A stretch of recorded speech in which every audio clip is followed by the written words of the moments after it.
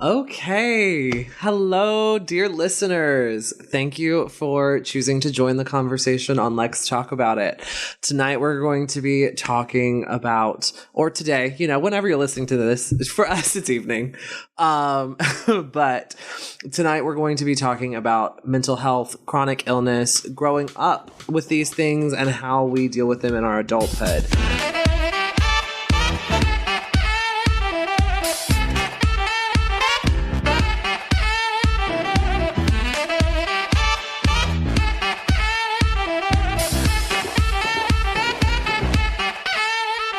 I am joined today by two of my dear friends, my sisters, my pod mates. I have Sara Gibson and Emily Gutowski. Please introduce yourselves, ladies.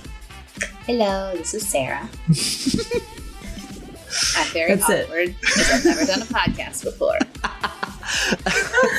It's just us having a conversation, girl. Like, this is like... No, people are listening to me. The three people that listen to the things that I have to say are listening to you. So it's your husbands. That's it. Like... To be fair, Okay, that's fair. most likely just Ian. Honestly, maybe not even Ian. You're Just saying kidding. that your husbands don't support me in my dreams? Okay. No, they do. You. They support you 100%. If you did an episode on like Halo, like listen. Red Dead Redemption, perhaps. Stop. Okay, Red Dead Assassin's Redemption. Creed. Red Dead Redemption is Yeehaw just Skyrim. Yes! It's Yeehaw Skyrim. It is Yeehaw Skyrim. It is. Yeehaw It's- Dragon Age, if you will. Like Did you see that it's basically, it was like a grittier Barbie's horse adventure? Yes. I laughed so hard because Ian's been love playing that. that. He's playing it for the second time now. I have Like, not played he it for the on first PS4 time. Yet. and he got the PS5, so it's all like new and better. Whatever. Like we So- bought Skyrim 6 times on different Yeah. platforms and consoles. Yeah. Stop. Honestly, no, it's you pretty haven't. entertaining. But Anyway, No, but so Sara, like, tell us just a little bit about yourself. Tell us what brings you here tonight. Why is this topic important to you? okay, so I grew up in a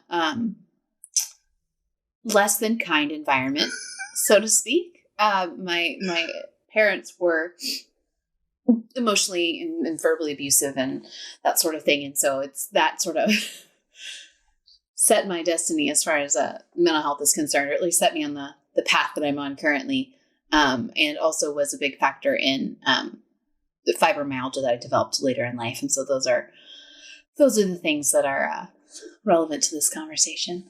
Yeah. Emily, what brings you to us this evening? hi, I'm Emily. I am, you may know me from other Novi projects such as Legends of Lanamora, and also sometimes the live streams. That's pretty much it. But right now, what's relevant to this conversation is generally my weird ass brain. My handle on pretty much everything is neurotic good, and the reason being is because I try my best to do the best that I can. I go out with good intentions, but I'm a touch crazy, y'all. Like, that's okay. Mostly I was ADHD. I have ADHD, undiagnosed until I was an adult, like a full-grown adult, and texted the rest of my podmates here, hey, I have ADHD. And they went, Both of us who have been diagnosed with ADHD for a long time. I was diagnosed when I was in 5th grade. And Sara, when were you diagnosed? I was like a sophomore in high school. Yeah. And so like Sara and I were literally just under the impression that Emily had known. Like, Right. we were just like, this is somebody who has been diagnosed with ADHD and like just doesn't talk about it because right. It's just how things are. Yeah, I 100% was under the impression you already know. She texted us and we were like, this is news to you? Like, yeah, babe. We were so bad, shocked. actually. So you thought we'd established this a long time ago? I'm so confused. I mean, I knew I had depression. I knew I had, in some cases, PTSD. I knew there's so many other things that overlap. A lot of the symptoms overlap for a lot of those disorders. Oh yeah, and like that's another thing we'll get into in this conversation is like defining comorbidity and like what that means for people and diagnosis as well. Mm-hmm. And hi, I'm Lex. I'm here because it's my show. But also because I am severely mentally ill. I have several compound mental illnesses, and it's super fun when they like to gang up. And my journey has been very interesting. You know, I initially diagnosed with depression before ADHD, and then ADHD. Went through high school and all of that, and during high school, like I bought into that stigma of like, you don't need medicine. You choose happiness. You wake up every day and you choose to be happy because the sun is shining and the clouds are out. Fuck you. And so then there was a whole process when I like getting back into seeing a doctor and getting re-diagnosed because fun fact, when you go unmedicated and without seeing a doctor for a long time, your ADHD diagnosis is no longer valid and they have to retest you and re-diagnose you as ADHD because a lot of the times, because it is comorbid with other things, it can be misdiagnosed in children. And so as adults, they want to make sure that like that's still a thing that was accurate for you. Yeah, especially because so many of the medications are stimulants, which can do crazy things for people who don't require them. And it can and also like long-term use of them can do horrible things to your body. Yeah. Because I was on, and so if you're wondering why I was the one that got the earliest diagnosis of the three of us, it's not because I was any better loved. It is because I was raised and socialized as a boy. And boys are tested more frequently and more accurately than girls are because we're socialized differently. And so the symptoms of ADHD and the way that we mask and manage them look very different. Yes. So that's always a very interesting conversation to have. And that's why usually when you're looking at people getting diagnosed with ADHD late in life, it's usually AFAB or like cisgendered women. Like, yeah, for me, it was really interesting because my brother is autistic. He's on the autism spectrum, but he also has ADHD. Mm-hmm. And he was diagnosed probably 4 years old. But I, living in the same house, having the same symptoms, but just, expressed a little bit differently, didn't get a diagnosis until I was a sophomore in high school. Mm-hmm. And I basically had to like ask my mom, I was like, look, I can't focus if there's any noise at all. So I don't think that's normal. Can you like get that checked out? But because I always had good grades and I wasn't like a, quote unquote problem child in school, everybody's like, she's fine. It's fine. Right. No. She complains every time somebody walks down the hall because it's distracting, but she's fine. Yeah, it was so funny because I remember, testing, and I remember this moment in testing. I was like doing this thing, and the woman who was testing me like had like some jewelry, and she also had a clock that ticked. And Those are the worst. Oh my God. And I was like, man, that clock, I made a comment about the clock, and she, unbeknownst to me at the time, but now as an adult, my mom has talked to me about this and I know this now. She told my mom, she was like, I had never noticed that clock made a ticking sound before. And nobody else has ever said anything about that clock ticking before. Mm-hmm. And she was like, I can't tell you this because I haven't looked at his test, but that child has ADHD. I used to call out songs in restaurants and stuff, and my family was like, how do you even hear that? And I was like, it's You don't hear it? You don't hear everything all the time? What? Oh my God. There is so much. And that's what leads you into the comorbidity with your brother with having autism and ADHD. Is like ADHD and autism are comorbid, which can mean one of two things. It can mean oftentimes you have them both, or it can mean the symptomology is very closely related. They look very similar together. And a lot of girls and women who do get diagnosed with ADHD often also have autism, but because girls mask differently than boys, they don't get diagnosed. Yeah. Yay. Yeah.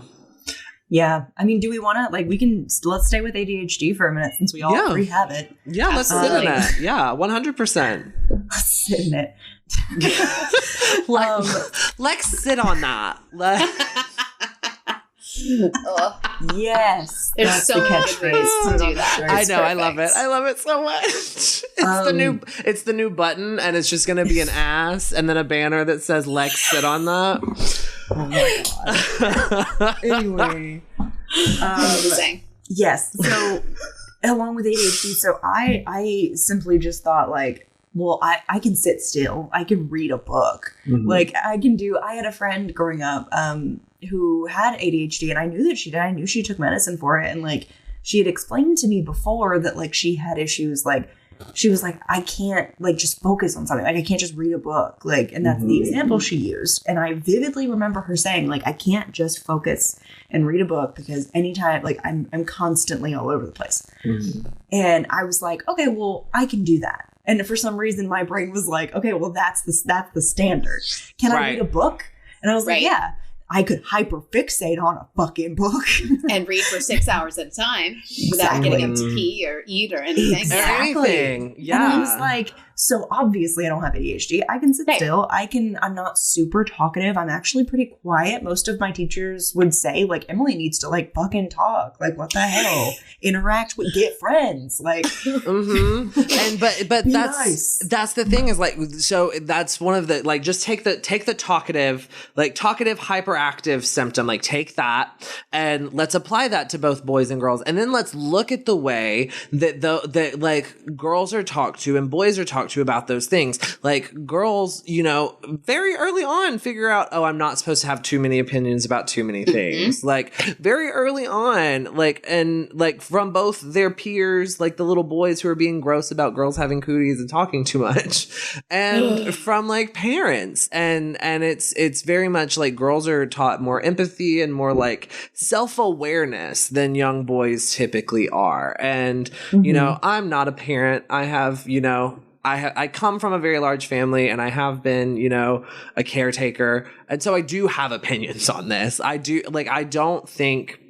obviously don't think you raise your children blind to the disadvantages of being a woman in the world. You don't have a little girl and teach her that everything is always fine and you're going to be fine and you can trust everybody.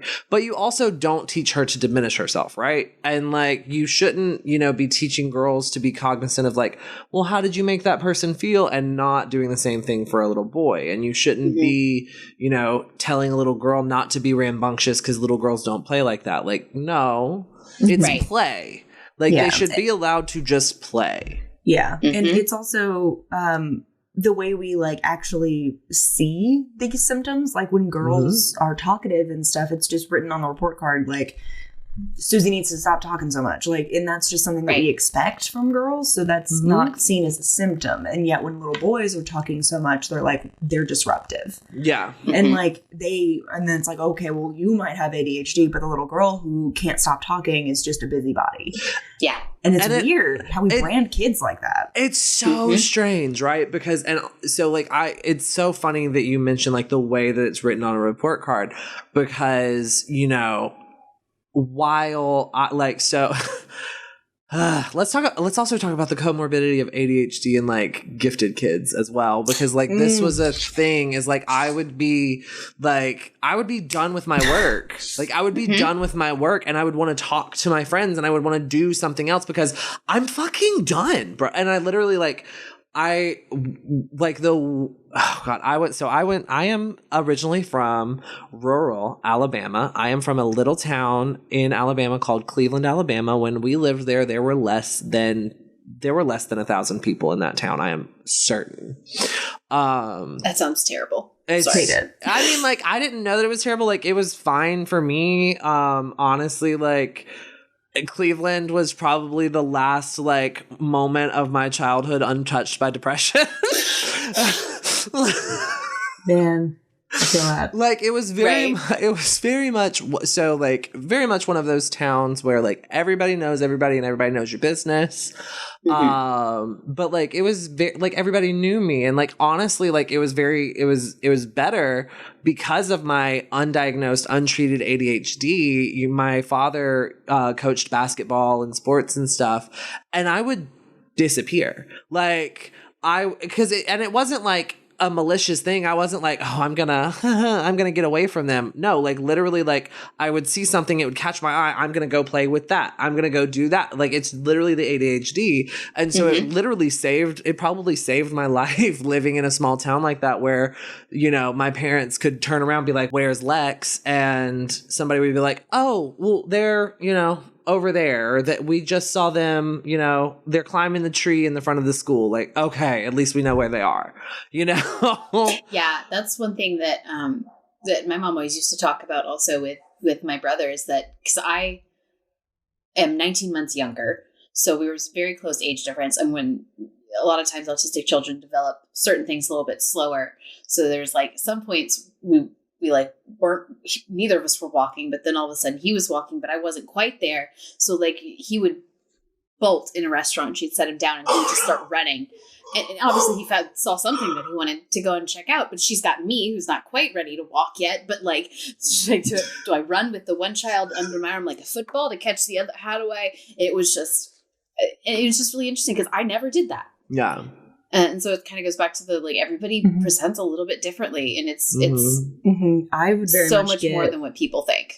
I would get like overwhelmed and just kind of sink in. And I think too many. I've never been formally diagnosed as part of the autistic spectrum, but I have personally diagnosed myself as that after the more and more I find out about it, my body and mind this year, which has been insane. Like, figuring out I had ADHD was just like, it's like somebody took a curtain off of my whole life, and I was like, oh my God, maybe I'm not just like a shitty, lazy asshole. Like, maybe I'm like, maybe my brain just works differently. And it's been helpful, not just in like medication. Like, yes, I got on medication and it was great. Like, that has been super helpful. The first day I took it, I was like, y'all better watch the fuck out. Y'all thought I was good before. I can pay attention now.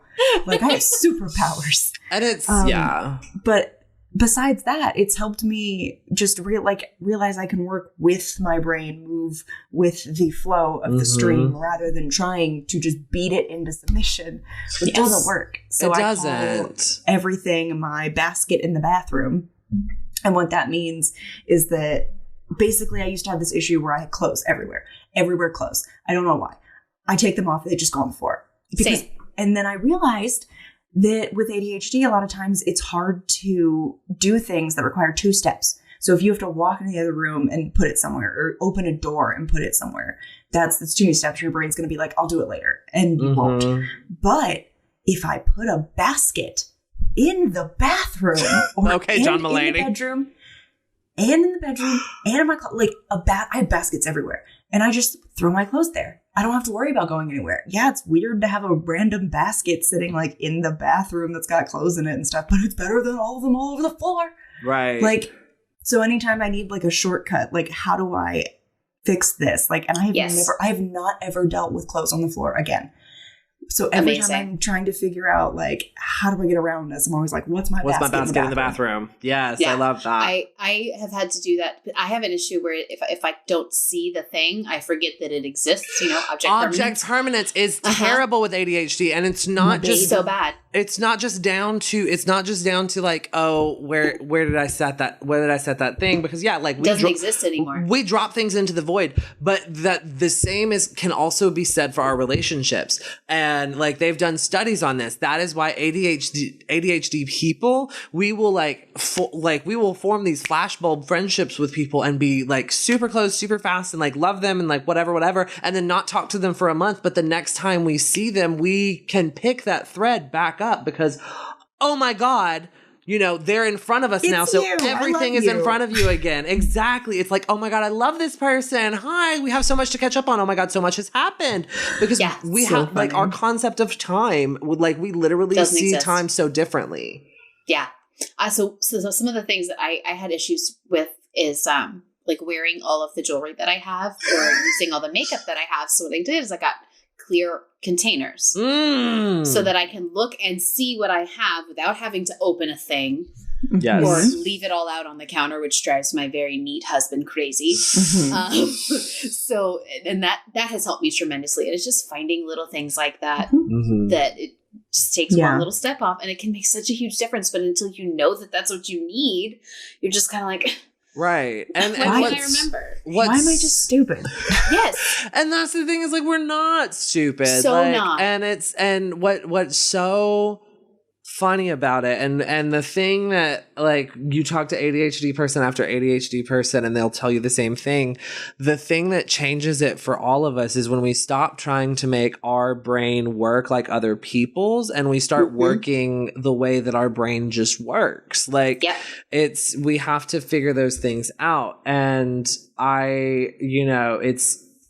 there is a very marked difference in the way that I'm able to perform on and off medication. But just because like it is, and it's crazy, especially when when you're working multiple jobs and you're balancing a personal life, it gets to the point where it's like, okay, I'm trying to do this thing. Oh, but I have to do this thing. So I have to do this thing later. And then that thing disappears unless you're setting reminders in your phone and like lists on your phone. And that's another thing for me is like you were talking about how, if it's more than 2 steps, it's so much. But also if it's no steps, it's awful. Cleaning is super overwhelming for me because there isn't a set list of you clean this and then you clean that and then it's this and then it's this and then it's done. So instead you bounce around for 3 hours and only get a little bit done, but nothing really actually gets accomplished. Yeah, I love this song. I hate this song, but it's stuck in my head. Like, all the time. Forever. Yes. Forever. Yeah. I have to make a plan before I do anything that is like that. That's just like a overarching goal. It's like, no, I need clean counter and then the cabinets and then the floor and then I need a list. I need a physical like pen and paper list, and I can't put it on my phone. It has to be a pen and paper list. Everyone's always like, use your phone. Use your phone calendar. Okay, first of all, fuck you. Whoever used Google Calendar, the way it's set up, whoever designed it, we need to talk. It's awful. Yeah, it's not great. Awful. And it takes so long to set stuff in my calendar. There's no fucking way. I have a calendar in my purse. I use it. I use a pen. Yeah. Because it's quicker. Because doing it on my phone takes like 16 steps. Sometimes I find that like physical writing of things just helps it stick better anyway. Yeah, same. Yeah, so that's why like even with school, I take my notes on my iPad, but I use a pen so that I'm like physically writing it. And even sometimes when like doing community theater or anything like that, if I want to try to remember lines, I will physically write them out with my hand. And I feel like that just sometimes sets things in a little bit better. So there's multiple reasons. Bestie. Copy of your calendar is a good idea. It's very funny because I'm an auditory learner, and that's always been how I've been. So like I was about to be like, Bestie, I'm so afraid to tell you this, but like all of the productions I've ever been in, I don't study lines at home. Like I will get together. I will get together with people and I'll be like, let's run lines, and like I will run them at the rehearsals and then I have them. Like I have never been one of those people that has to like sit at home writing the lines or note. Like the only notes that I make in my scripts are like, I think this was the motivation here and this, that. But largely I just, it's just that auditory element. I don't know what it is about the auditory element. It's always like, even in school, I can't take notes because if I take notes, I'm not paying attention. And then I physically cannot remember what you said, but I have notes of shit I don't remember writing. No, I do have an issue with that sometimes, which is one thing that has been really great about most of my virtual classes is that I can pause it. Yes. Finish my thought and then start it. So actually, when we go back to in-person next semester, I'm not sure how I'm going to deal with that. That would have been revolutionary, actually. Right? But it's that specific thing has become more of an issue as I've gotten older. And I think with the compounding of the depression and the fibromyalgia, brain fog and all that sort of thing. So that'll be interesting. I had not thought about that before. Well, that's fun. I'm glad we could send you down that train of thought today. Yeah, I'll be what I'm thinking about. I'm trying to go to sleep tonight. What my mother used to do, and like she was never formally diagnosed with ADHD, and I don't really think she would have it. But what she used to do is she used to take a tape recorder into her lecture, and she would like just record on that tape recorder, and then she would, just very much engage in the lesson. And then when she would go home and make her notes, and she would be able to press play and press stop on that recorder. And that's how she did that. Yeah, that sounds like not a bad idea. Shit that I would do. Yeah. I could probably do that on my iPad too. Yeah. And honestly, my generic tablet product. Do we have a thing about brands? I don't know. I don't expect to be sponsored by Apple at any point. Just checking. Honestly, I hope we're not. Fuck Apple. I'm going on record right now. I mean, yeah, though. Like, Steve Jobs, that's sad or whatever, but fuck your company. Like, that's sad or whatever. Shut up. Okay, we're 26 minutes in. So let's move on to another mental illness. What do you say, guys? Yeah, cool. so round 2. Sarah brought up, the way that her depression and the fibromyalgia kind of stacks on top of her ADHD. Listen to me talk, guys. I am a master orator. But yeah, like that's, I am not sure whether or not depression is still a part of my mental illness rainbow, because I was diagnosed with depression when I got diagnosed with ADHD like the end of my 4th grade year, and I think I was diagnosed with depression earlier that year or the year before. I think it was just earlier that year. Yes, because that is no. I'm trying to think about when my parents found out I was self-harming. Because all of that is wrapped up together, and and my entire perception of time is non-existent. And like, yes. And that is also due to the PTSD and the like childhood. And the thing is like, here's the thing. I love my parents and they love me, and we are in a place today where we never were before. But it is a lot easier to traumatize a child than anyone thinks. And absolutely. By nature of going through what I went through from the bullies at school and being beaten up and ostracized for being queer before I even knew what that was, and coming home to a home that, espoused those same ideas, maybe not directly at me, but like generally.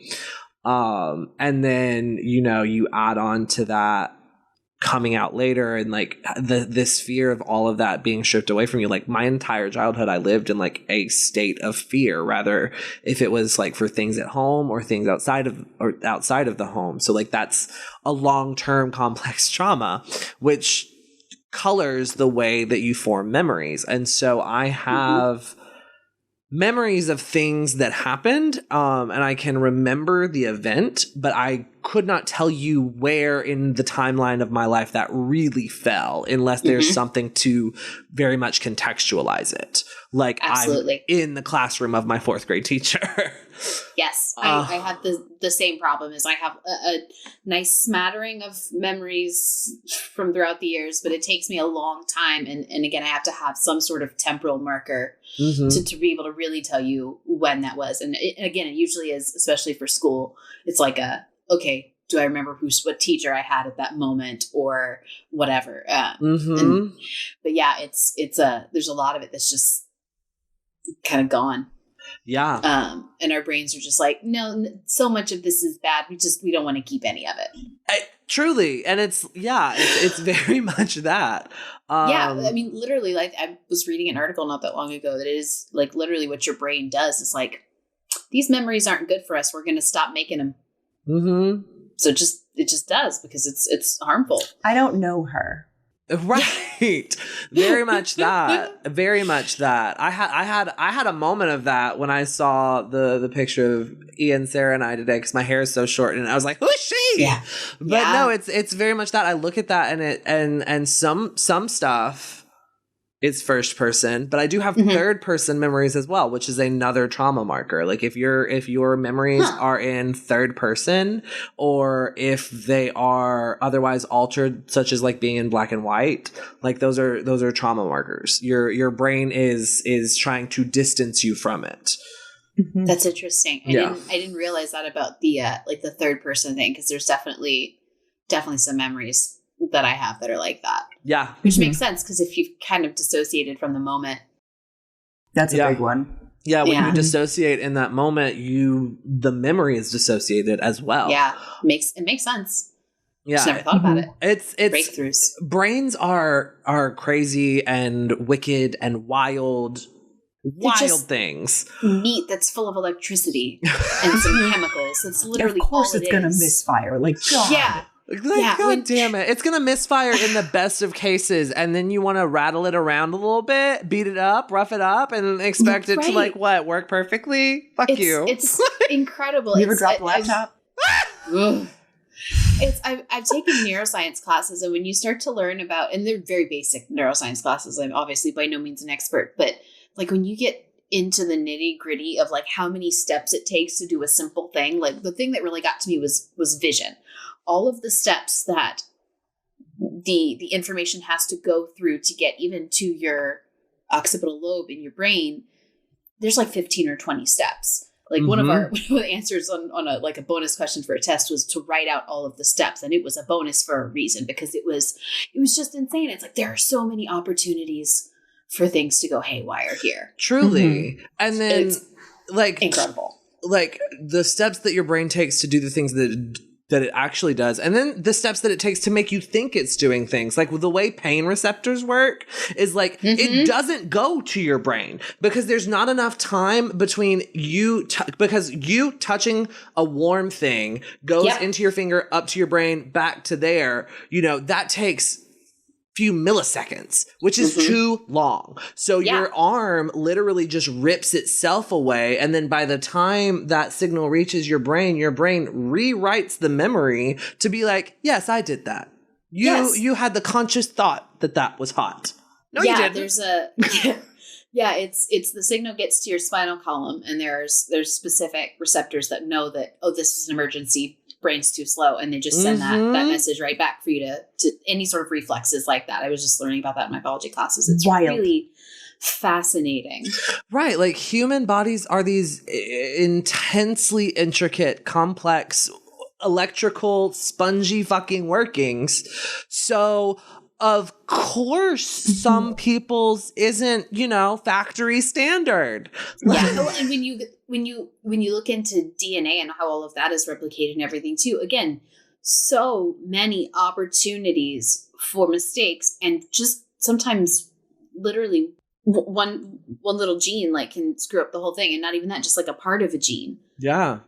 There's one. It's I was looking in my biology book. It was sickle cell disease. It's literally just like one letter of the like CTAG thing. It just literally one is changed. And sickle cell anemia is something that the human body evolved intentionally to try to fight malaria, but it didn't evolve in the way that it needed to, because the blood platelet changed, but the blood vessel didn't.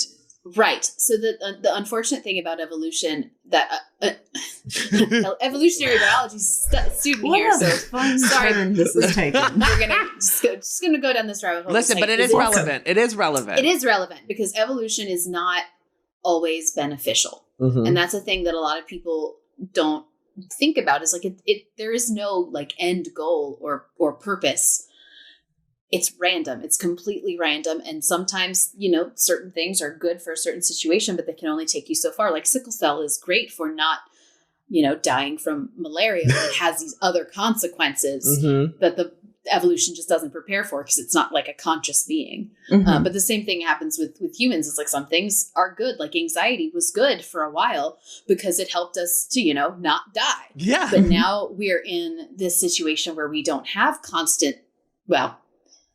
we don't have the same constant threats to our lives. We don't have megafauna trying to eat us anymore. Yeah, we're not usually prey anymore, but we still have those prey instincts because our brains have evolved so much faster than evolution can make changes. Like that's just it hasn't had time to catch up because we got so smart so quickly and developed so many new technologies and everything, and it just we have a long way to go before we catch up with our own brains. Yeah.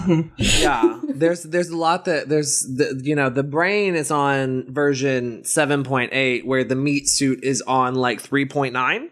Like it's just, and then the surroundings are 10.0. Like right, it's just right. Like the software and the hardware are not strictly speaking the most compatible, but there's a lot of patchwork happening here.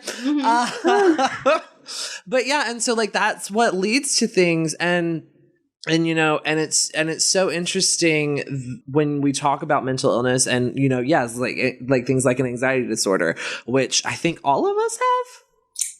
I know I do. I think that's safe to say. I don't take medication for it, but I was diagnosed like generalized anxiety. Yes. And mine is great, and fortunately, not nearly as bad as it could be. So I also have a generalized anxiety disorder. And whenever I tell people that, nobody ever believes me. They're like, "Oh my God, you'd never know." And I'm like, "Thanks, it's the mask." Like I learned how to pretend. Like the amount of I used to say I'm a times- really good actress. Right. I've said that before too. But that's why I do theater. That's what I do best. I love when you tell me that. Like, that's the whole point. I don't want you to know that in my head, I'm replaying every word you're saying to me and the hidden meaning that it could have. And the fact that I'm going to cry in the bathtub when I get home tonight because I think you might have taken something I said the wrong way. Right, because you breathed a little funny after I said or that thing. You had a micro expression change. Like, well, unfortunately, when you grow up in a situation where you have to constantly be on alert, that's kind of what happens. Like for me, my mom was explosive with her anger. It could be any small thing that you did turned into a 4-hour, I'm going to tell you all the things that you've done wrong in this life, even though you're only 8 years old.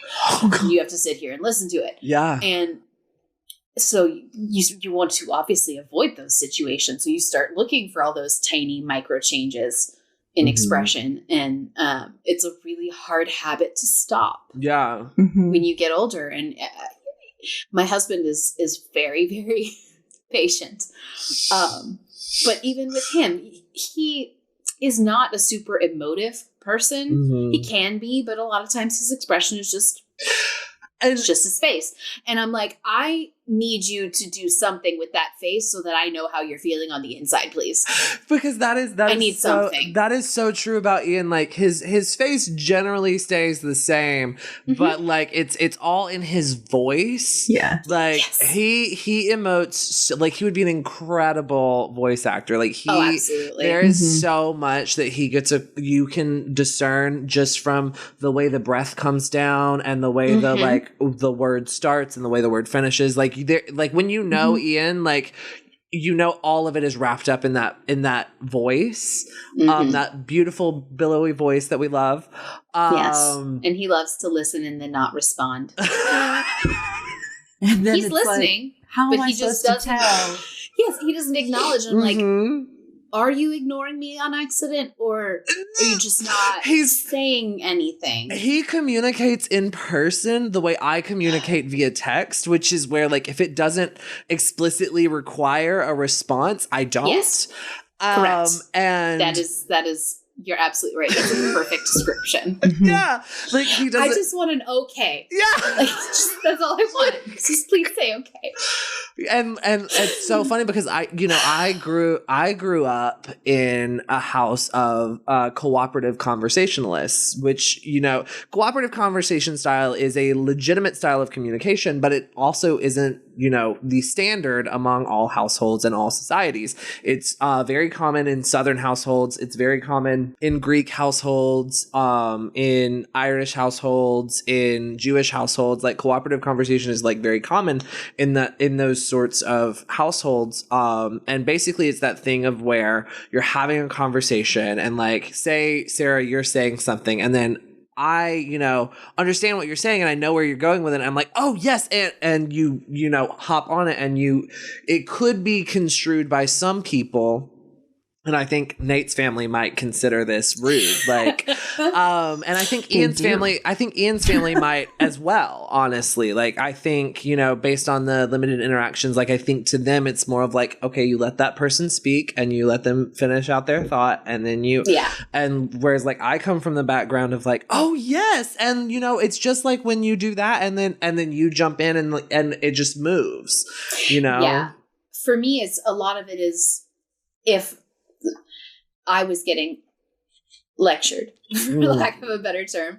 If I didn't respond, you were in more trouble. Mm-hmm. Yeah. And so I think that I have unfortunately kind of like absorbed that a little bit. Like, oh, they're not responding. They're not listening to me, which is not the case for everybody. And it's definitely been a thing that I'm having to get used to because it's just a difference in conversation styles and communication. And it's just learning that not everybody is gonna behave the way that, my mom behaved and that I can trust the people who aren't like that, that they're listening to me and they're not gonna, flip out on me in 30 seconds for no reason. So it's really hard. And like, and that's one of the reasons that I bring up the anxiety disorder stuff is because anxiety disorder is one of those things that you can 100% be born with, but it's also something that can be given to you. Like somebody can take this squishy developing child brain and inject 20 cc's of anxiety with enough conditioning. And it doesn't even have to be intentional. Like it doesn't have, like, that's the thing about raising children and why I was so terrified of it for so long. Because it's very easy to like mess up those squishy little brains. Yeah. Very, very easy. And, I have, what I have, I have bipolar 2 disorder. I have generalized anxiety disorder. I have PTSD. So that's a fun, and not to mention the generational trauma. So that's all super fun. I don't want to pass any of that on. So like at this point, I used to say I don't want kids at all, but at this point in my life, I've decided I don't want biological children. I don't want to saddle them with the possibility of having bipolar disorder like I do, or any of that generational trauma or anything like that. Also, like being a queer person, like having a biological child would be way more expense, in my opinion. Other people choose to do this, and that is 100% fine. Like you get to make that decision about what you want your family to look like and be. But for me, there are so many children in the system that need the love that you are so desperate to impart. And so for me, like, especially because for me, being a parent isn't about, I need to be a parent. For me, being a parent is about, I am in a place in my life where I can improve someone's life and help them learn and help them navigate the world. So let me open up my home and do that, which is why adoption and fostering is the best option for me. I don't feel this call to have this child that is mine and continue my family line. No, I have I have this passion to make sure children are protected and heard and have the opportunity to grow up in an environment where they know that it is safe to question things and safe to learn, and safe to make mistakes. Yes. And I'm getting very emotional. No, I understand that feeling. There's a lot of conversations that Ian and I have had where I've been like, this is what I didn't have, and this is what I want to make sure that our future kids do have. I want to be that house where if somebody's having a hard time at home, they can come to me and just vent. Yeah. And be and get support from somebody, or my kids feel comfortable coming home and being like, this is a kind of a crazy thing that happened, or this is a mistake that I've made, or anything like that, and be comfortable. Because I never had that. I was constantly afraid of how my mom was going to react. And generally it was not positive, even if, you know, it wasn't a big deal, something that had happened. Like everything was a big deal to her. And so I don't want my kids to have that. Well, because so everything you did was a reflection on her. I hate that. I hate that. It's the worst. It's the worst. Yeah, 100%. When we decided to have Evan, and we had Evan, not only was pregnancy itself like super traumatic for me, that's another episode. You're a terrible pregnant person. I love you deeply and dearly. Terrible. You are terrible at sharing your body. And also it was kind of, Evan, I love you. Time. I love you, Evan. If you are old enough to be listening and understanding this, we all do. You wrecked your mother when you were inside of her. Yeah. And then you ate poop. Yep. You little shit eater. Like, snatched right out. Like, I did all of that, and then I got to the end, and then it was like, well, let's just pop him right out. Let's just cut him out. He's choking on something. Like, what the fuck? Yeah. I made it all the way here. You asshole. Like, I was pissed. But at the end, like, what I'm trying to say. Like, it did, like, being pregnant, like, fuck with my brain in a lot of ways. Like, I am on medication, so I had to stop taking a lot of my brain medication. And so not being able to do that was a problem because I had every bad symptom you could have. My mouth tasted like pennies all the time. That's normal, apparently. It just happens to some women. Your mouth just tastes like pennies for 6 months. Too bad. I know you said pennies, but I definitely heard panties the first time. Panties. And I was like, pennies. And not even I got it after pennies. a second, but I just pennies. Pennies. Not even new pennies, but like pennies you find at like the bottom of your purse. Like ew. Not the bottom of the purse pennies. All the time. They have a little bit of some like half melted candy on them, and then just a sprinkling of lint. Yeah. And so I literally use it all the time. Like, it was fucking wild. But that's awful. After having him, first of all, I can say I'm never having another child. We will be adopting in the future, but for right now, having a child, like baby, and trying to raise him to be like a person has been fucking wild because there's so many, I keep being like, there's so many missteps that I could make. I could make his brain real fucked up. Just by like doing things that they even tell you to do. Like sometimes like things that they always told parents, like this is what you need to do to have a good like kid. Then you later found out that's kind of basically torture. You shouldn't be doing that to your kids. Oh, yeah. Are we subtweeting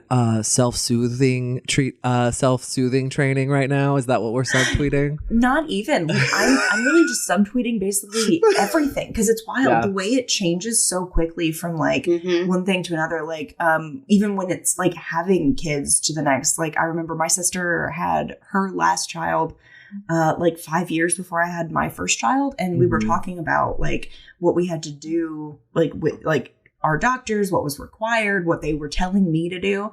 And it was like vastly different. And in some cases completely opposite to what they told my sister to do while she was pregnant. And now it's the same having kids. Like they tell you, oh, this is the pediatrician. It will be like, this is the best thing to do. My mom gave me cereal. Like baby cereal. In the milk. When you start to get hungrier, the baby cereal thickens it up and makes it more filling for you, so that you're not running through formula. To do that chokes and kills babies. You're not supposed to do that. And they literally, this pediatrician used to tell my mom, like, she's hungry, put cereal in her milk. And I said something to my pediatrician. She looked at me like I was trying to kill my kid. She was like, we don't do that. Like, they could aspirate. There's a reason we tell you not to do, like, harder foods or solid foods until later. Mm-hmm. Please don't do that. Like, it's completely different. And I feel like while I don't judge parents for doing what they thought was best at the time or what they were told was best at the time, mm-hmm. I do judge parents who know better now. Yes. And choose to continue that problem. And now I'm subtweeting spanking. And that's my thing though. Like, let's talk about that, because the whole thing is like, we know better, you do better. But so many people seem to have a fundamental issue with the, concept of learning, because it's mm-hmm. like, just because, like, nobody is like, when we're saying, oh no, you shouldn't do that because, or, you shouldn't say that because, insert whatever, like, whether we're talking about the way you deal with mental illness, the way you discipline your child, the way you talk about gender or race or anything else. Like, when we are in good faith, and like we think, oh, you're just making a mistake, and we in good faith come to you and be like, oh, actually you shouldn't because, mm-hmm. and your immediate reaction is to get defensive. Like, it wasn't like, we didn't think you were doing it to be malicious, or mm-hmm. like, we understand, like, ignorance is a thing, and like, people were taught a thing mm-hmm. and maybe haven't had the opportunity to learn better. So we're trying to give you that opportunity now, mm-hmm. but instead you think we're insulting your intelligence or we're attacking your worldview. Yeah. Unfortunately, a lot of people, and I think this is part of human nature that all of us have to overcome at some point, is we just have a really hard time admitting that we're wrong. Mm-hmm. Mm-hmm. Even if it's a minor indiscretion, we're like, oh, it's not my fault. Mm-hmm. And it's like, okay, so that might be the case, but you still did this thing. And these mm-hmm. are the consequences. And now we're telling you that this is the consequences. You should be able to choose to do better. Mm-hmm. Emily has her hand raised. Yes, ma'am. I have ADHD and I can't. Miss Kataski, can I help you? Because I forget that I have something to say on this topic. No, you're good. 100%. We are all on the same page. Yes. Something that Lex 100% on this topic changed my like worldview and my life when I first met them. So, and I'm going to tell the story right now because I think it fits with this episode. Intrigued. So when I was growing up, one of the biggest things that I always had issues with, where it was no matter, like, it was always adults, and they would always say the phrase to me, "I don't want your excuses."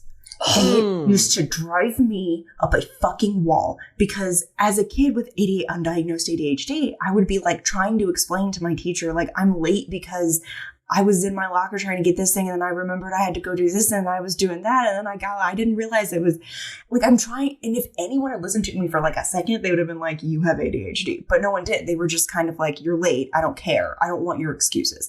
Mm-hmm. And then as I got older, it wasn't just my teachers, it was employers now. So I'd show up late to work, and I wouldn't do what I said I was going to do. Instead, I did a completely other project for 6 hours. Like, mm-hmm. and I'd have to explain myself, and they'd be like, I don't want your excuses.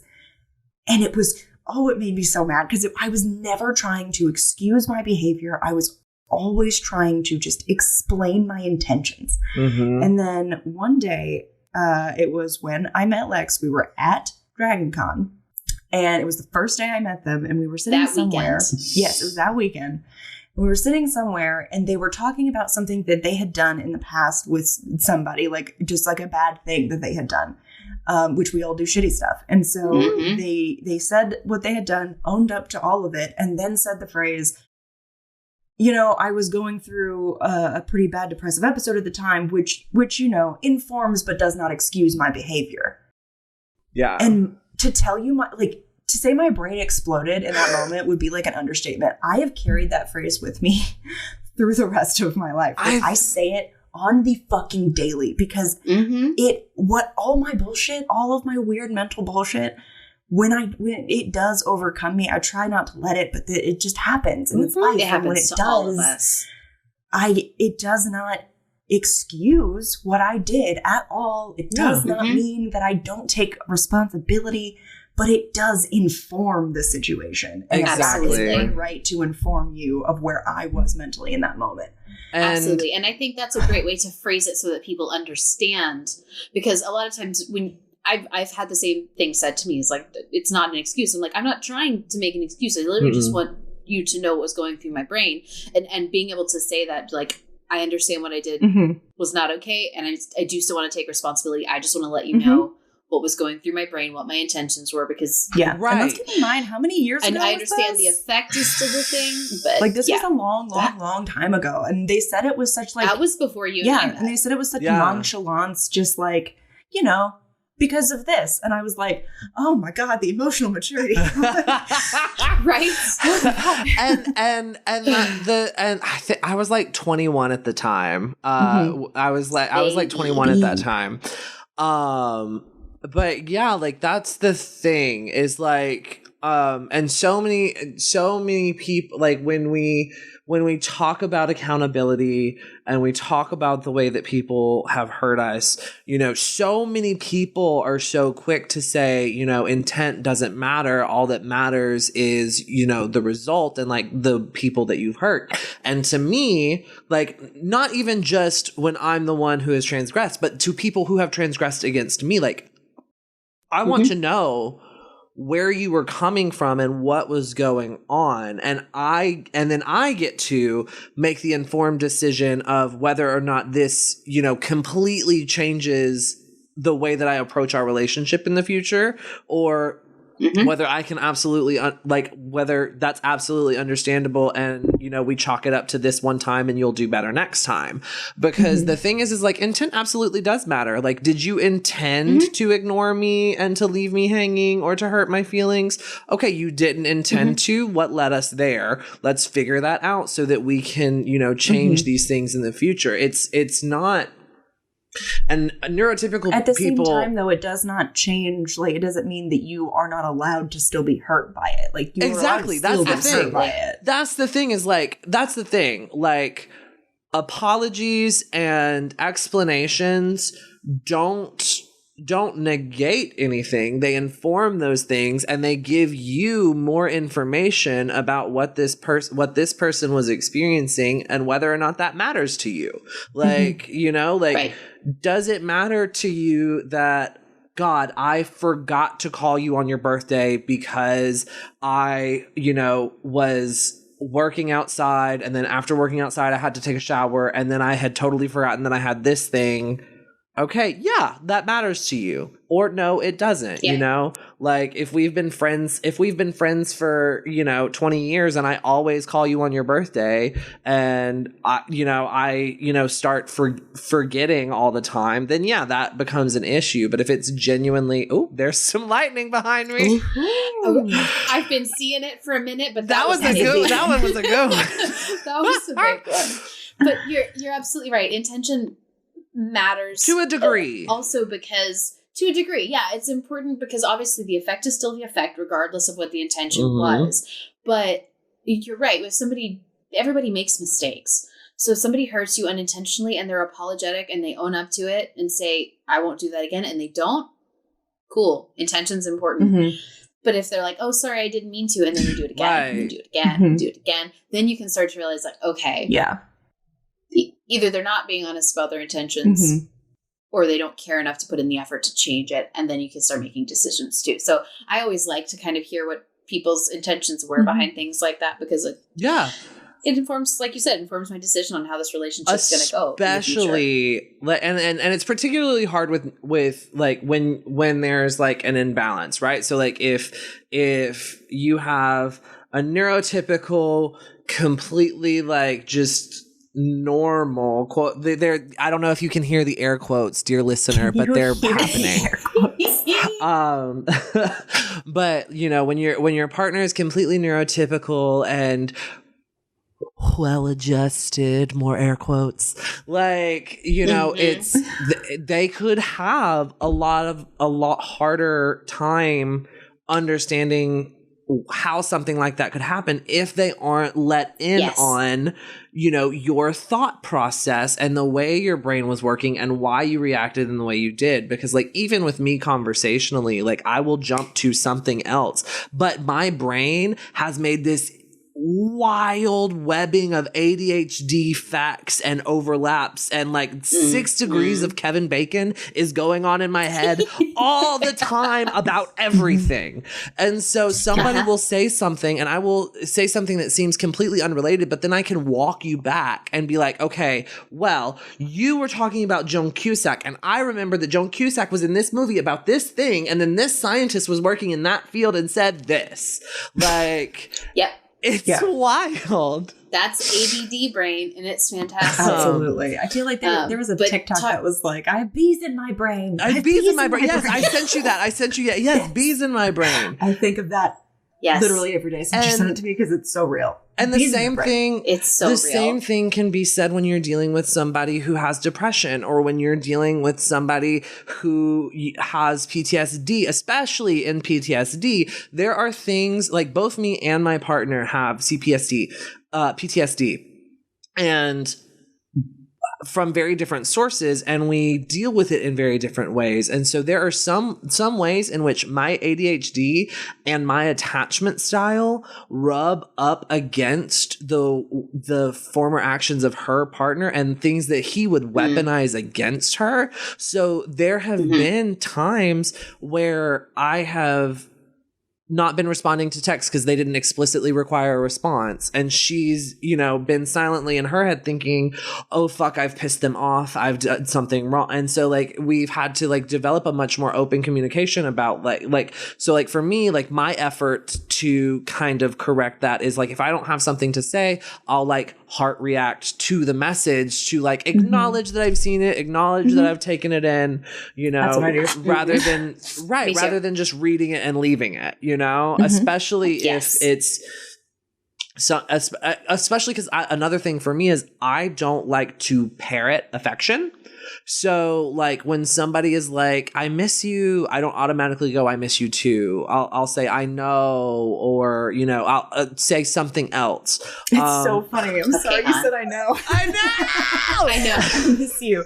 I know. I know. No, the worst thing I have ever done. And it was not malicious, I swear. But I just didn't know what to say in this moment because I didn't feel it like genuinely in the way that they were feeling it. And I didn't want to say that and not be true, but I also didn't want them to think I didn't appreciate them and didn't enjoy them having them around. So I was like trying to have a response because they had said, I love you. And my brain short circuited and goes, I bet you do. Sorry, I bet you do. Oh my God. I bet you do. Who am I, Barbara Streisand? Like, that's the best thing I've ever heard. Amazing. I'm going to say that to Ian next Iconic. time he says I love you. Yes, I bet you do. I bet you do. but Honestly, Instead he'll of love that. like no, next time he's like, it's like I love you more, and it's like I bet you do. Yeah. You guys do that back and forth. Yeah. That's how my, you end it. I bet you do. That's how I win. my response nowadays, a lot of the time, especially if it's like an I love you out of nowhere because I've done something stupid, is God, somebody has to. Like, God That's damn. a good That's one. honestly That's a good that's one a too. good I like that. But Oh, no, that's like funny. it's when you have two partners that, you know, have, even if their traumas are congruent, like nobody reacts to trauma in exactly the same way. Yeah. And so, you know, there have been, you know, times that she has had to ask me, you know, for reassurance for, you know, certain affectionate things, because I also am somebody who I both need words of affirmation, but I also don't believe them. Like, it's called being toxic. Right. That's my toxic Thank you, trait. but you're lying. Yeah. I need you to tell me that you love me. Tell me you love me. I love you. You're lying. I usually follow up with, are you sure? Right. Sure. And it's like, Which drives Ian crazy because, like you're talking about, he's a quote unquote neurotypical, quote unquote well-adjusted person. mm-hmm. And so he doesn't understand why I'm always like, are you sure? He's like, we're married. He's like, yeah, Listen, can we all just, I'm not about to spill any of Ian's tea because that's his story to tell, but it is remarkable that he is as well adjusted as he is. That's valid. Literally, I don't know how. Spitefully normal. Yes. Spitefully. Yes. Oh my God, that's spitefully normal. That's so I love to describe him as aggressively hospitable because of how he is as a person, but spitefully normal. That's adding that to the list. Spitefully normal. Spitefully normal and aggressively hospitable. Oh, that is his husband. resume. That is his resume. Put it at Period. the top of the Done. resume. Oh my Amazing. God. I also like to say that like Ian and Nate are both queer on paper. Oh yeah. Like if you wrote out their resume like as a person with their like interests and traits, like these are two queer nerds. Like one of Ian's female friends in high school, her dad only let them be friends, which is a whole other situation, but because he thought he was gay. Like, I thought he was gay when I met him. A lot of people do. But I thought Nathan was too. So yeah. Turns out the best ones are maybe gay. What's hilarious is the thing is I let my guard down. I knew Ian was straight. But I did still have that moment and this has way more to do with me than it ever had to do with Ian. And my childhood trauma of the only time boys were nice to me was when they wanted something out of me. Because again, like I was beaten up and ostracized for being queer before I even knew what it was. So I had a very limited number of male friends. And the people that I am terming male friends here are not the men that wanted something from me. Sure. But yeah, like my, middle high school experience was the only time, most of the time, if, there was somebody who was friends with the people who were dicks to me and they were being nice to me, it's because I had something they wanted. Mm-hmm. And usually it was an experiment. And I used that and that was fine by me because I used that as my maladaptive coping mechanism. Yay! Which is the perfect segue. Let's get into that as being like, so let's define maladaptive coping mechanism. I'm going to throw it to Sara on this one, our resident bio. She's done all sorts of programs. I've done so much school, guys, and I'm still not done. It's fine. Listen, so basically, the eternal student is the wisest person. I honestly, if it weren't so goddamned expensive, I would totally be a student for the rest of my life. There's so many cool things to learn, guys. Anyway, so much. Before I get on that tangent, we're going to talk about maladaptive coping mechanisms, which, I mean, basically it's just a way that you deal with a thing that is maybe not the most healthy way. My first significant maladaptive coping mechanism, when I was in between 3rd grade and 4th grade, I developed trichotillomania, which is essentially a stress disorder, a OCD type disorder where you have a compulsion to literally pull out your hair. And so that was the big thing for me. And I ended up with no eyelashes. I had no eyebrows, and all the hair on the top of my head was about an inch long. Which is, if you could imagine, when I went back to school to 4th grade with all of my hair like that, things were not great. It went super well. It went super well. The kids were nice. Honestly, nobody said anything at all. My friends didn't abandon me. It's fine. All of the kids in your school were going through a Sinead O'Connor phase at the same time, yes, so it was fine. It was perfect. Everything was good. But yeah, I wish. But so Lex and Emily, you guys already know this, but my maiden name is Hannes. The last 4 letters of which spell a body part. And so I got called Sara Anus all the time. Especially because like in roles and stuff, because her first name does not have an H. Her first name does not have an H. It is Sara. And then last name starts with H. It was very confusing. But yeah, and also everybody in the South said heinous. Mm-hmm. So obviously it's just, chop that one letter off and there you go. But anyway, that got a lot worse after I, came back to school looking like a thumb. Oh, honey. Looking like a thumb.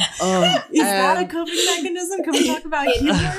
It is. Oh, yeah, 100%. A coping mechanism. And humor is 100% a coping mechanism. What makes it maladaptive is the self-deprecating nature of it, because it reinforces your own negative self-talk. Like, yes, we're playing it up for a laugh, but like the thing is like all comedy comes from at least a kernel of truth. All the best comedy. It's not funny if it doesn't touch anything, right? Like it's not funny if it doesn't touch anything real, right? Mm-hmm. And so that like one of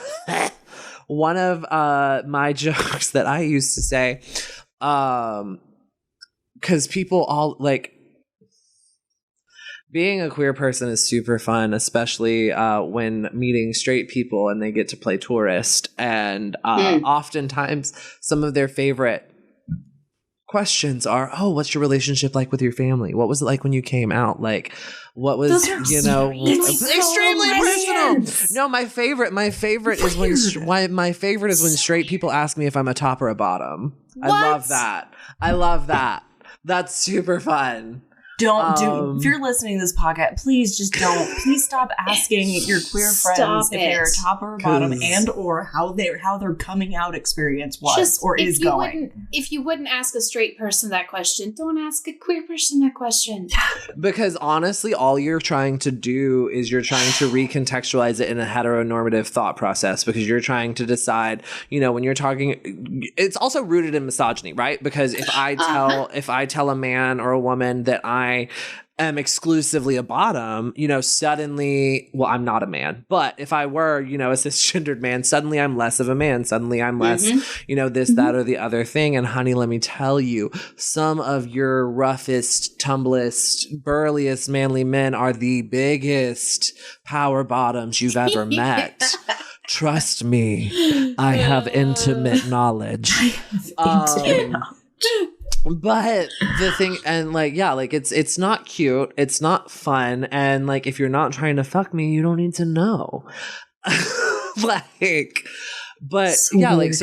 One of my maladaptive humor things, to win the straights, just trying not to get hate crimed, guys. Right. But they would ask me a question like that, or they would ask me about my high school experience, and I would make an off-color joke about how I dealt with my parents' disapproval by getting blackout and letting the closeted football players fuck me. And it's big laughs. Oh my God, shock value. But it's no, honey, that came from real, I did that. That was real. Yeah. It's not cute. It's not a little joke. I say it in a funny way. I say it in a funny way, and I'm less true. Right. And the thing is I'm not. I have mourned the childhood that I could have had, at least. Mostly. I still have some days where I'm fuck. Especially now that I'm on TikTok and I'm getting these good parents. Sarah and I were talking about this earlier, but I keep getting just good parent content, and then them showing. I should have looked some of them up so I could shout out their TikToks on this. But there was this one mom who has very frank conversations, and she was about to launch into a conversation on puberty with one of her older, who I believe is 14. I know who you're talking about. I believe. I can find her because I want to shout her out. Yes, please. See if you can find her while I'm telling this story. But she was talking to, she was addressing the room, and only she is ever visible. She doesn't show her children, but she does get their consent before filming the conversation, which again, you should be asking your children for these consent, because not number one, that is not to undermine your authority as a parent. That is to normalize for your child that people need their permission to do things to them, with them, or for them. And recognizing that your child is a whole different, separate person from you, and not just a extension that you can control. But I mean, thinking of children as people is fucking new. Can we talk about the fact, here's something, dear listener, that's probably going to revolt you. The reason child labor laws were able to be enacted, children were taken out of the workplace because when children died, children were considered their parents' property. And so when the child died at work, the parent could then sue the company for lost wages because that child belonged to them and they were no longer able to collect on those wages. Excuse me, I need to go vomit. Yeah. But anyway, this TikToker is incredible. And she was talking to her big one about things and was like, the little ones were in the room, and she said, remember how I talked to you and I told you because of how old you are, we'll talk about mechanics with you. And Bubba gets specifics. But if you were to hear the specifics, it would make you feel too many big things too fast. And so like she really, and sometimes she has a conversation and she's like, okay, I can tell you this thing, I can explain this to you, but it might make you feel a lot of things. Is that okay with you? And so she really practices active, consent with her kids. That's really important and definitely helps to mitigate anxiety and being taken advantage of, because that's one thing that I ran into a lot, is because I was raised in a household where it was like, hug them, kiss them, you're going to make them feel bad. And it wasn't about what I wanted to do with my body. Right. And so I have had a lot of partners that I've had sex with, not because I wanted to have sex with them, but because they wanted to have sex with me. And I didn't want to make them feel bad. And then, in my senior year of high school, I am completely unmedicated, right? So I'm no longer on my ADD medication. Yay. Okay. What's her name? She is at lack of impulse control. Yes. I think that's funny. But yeah, she does a lot of parenting stuff about basically just mindful parenting. That's awesome. And consent to knowledge, which I think is really nice. She asks her kids, like, if they ask a question, like, she can say, this might give you big feelings. Are you sure you want the answer to this? They can say yes or no. And then she will tell them whatever they're old enough for, whether it's mechanics or specifics. And she also makes it known to them, like, I can, like, if the other kids are in the room, like you were saying, like, we can talk about this later. She also just kind of has good tips about, like, how to raise kids in a respectful way. And I think that's most important. Like right now, Nathan and I, our main thing, the big thing that we are into is just respectful parenting, treating our child like he's a whole person, which is wild. And it's weird because you'd think that makes sense. Like, of course, we're going to treat your kid like a whole person. But the world's not set up for that. It's just not set up to treat kids like people. It's set up to treat them like property or animals. Yeah. And it's wild. I think that in and of itself is such a huge step and takes care of so many common parenting issues that you're already like way ahead of the gate. There. Yeah. Because so many issues, I think, stem from the fact that parents don't view their children as individuals. They view them as extensions of themselves. Exactly that. It's also, and even if they don't view them as an extension of themselves, they still think, oh, I'll have a lot of say in the kind of person my kid is. And like in some ways, sure, but not the way you think. Like the effect that you have over your child's personality and the kind of person your child is has way more to do with all of the unconscious and subconscious things that you do, and the kind of conditioning that happens there, way more than it does any active choices that you make. Mm-hmm. And it's also a lot of genetics. So I'm a great example of this. I am adopted. So the mom I've been referring to in this episode is my adoptive mother, the home that I went to live in when I was 3 months old. But I also, in the last few years, have developed a relationship with my birth mother.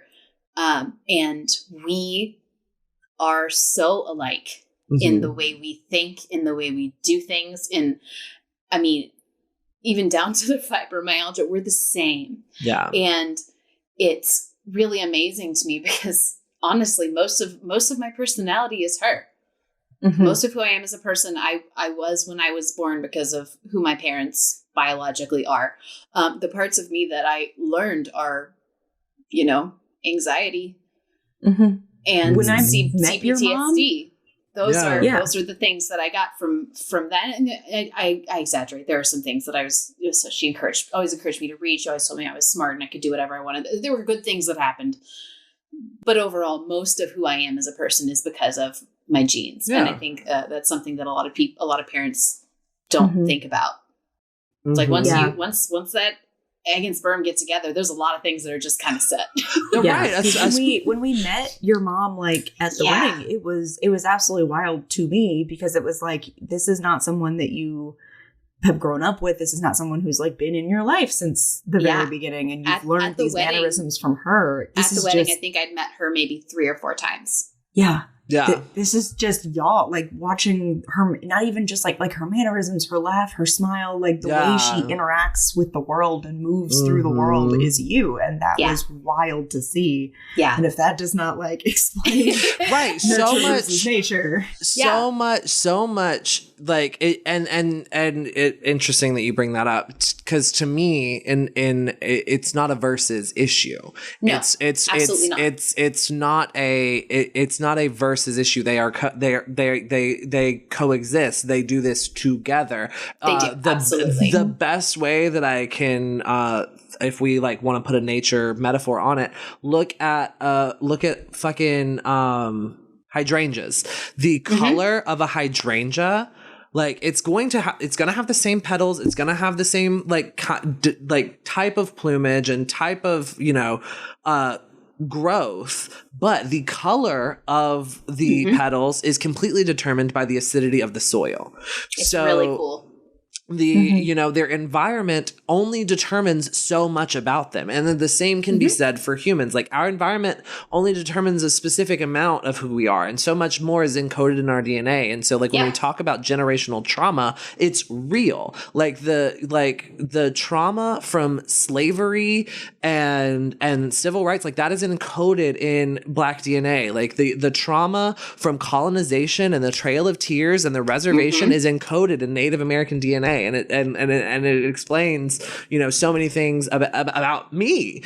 And, then add things on top of that, like depression or anxiety. Like I was walking through the world with depression or being diagnosed as depressive for a really long time and developed specific coping mechanisms, whether they were maladaptive or not. And, maladaptive isn't always detrimental to your health, but it's things that like in the long run can be bad for your mental health as well. Like maladaptive daydreaming.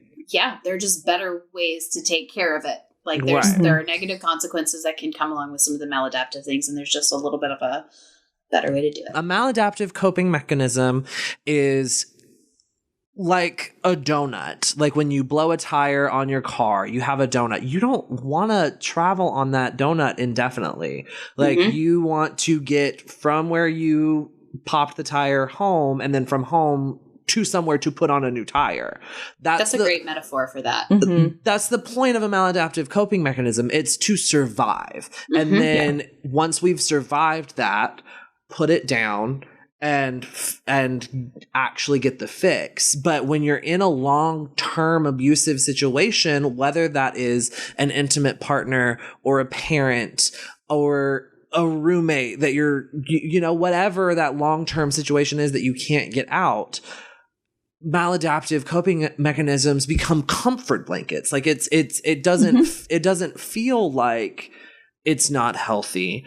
Yes. Because it helped us survive, and it was the thing that we found solace in. So how could I give this up? If I give this up, I'm going to be back where I was. And so that's why things like cognitive behavioral therapy and there are different modalities of therapy, and the same modality is not going to work for every person. Absolutely.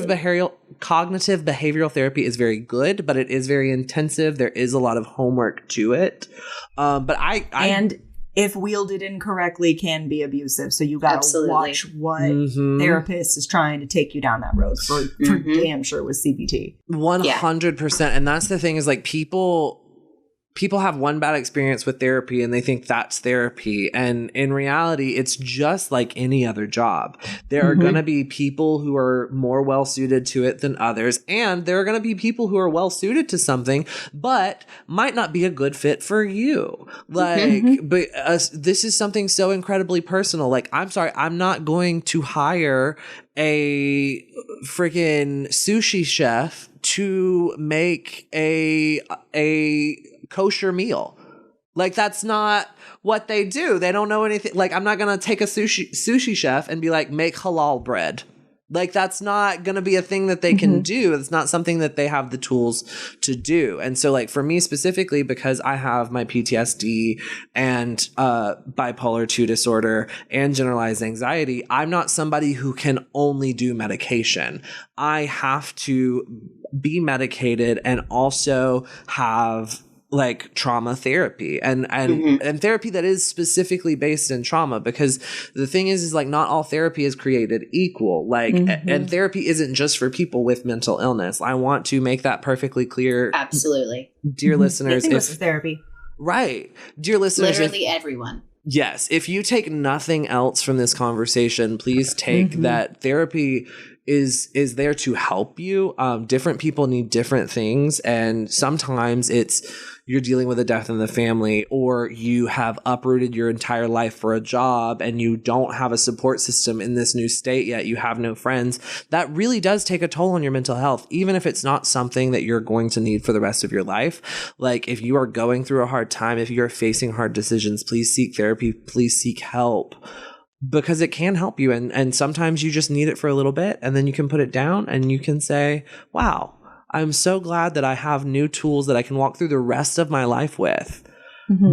And because there are things that a therapist told me when I was in 7th grade that I still hold on to. And there are things that therapists have told me recently that have been like, you're full of shit. Like, it's going to be a mixed bag. Just like not every teacher you had was the greatest teacher you ever had. Absolutely. Yeah. And you have to feel comfortable enough to walk away from those therapists who are just not suited to you. Sometimes you get the therapists that are just there to be an ear, just there to listen. And that's fine. If all that you need is someone to listen to you, you're going through a lot and you just want to talk at someone for like an hour. Perfect.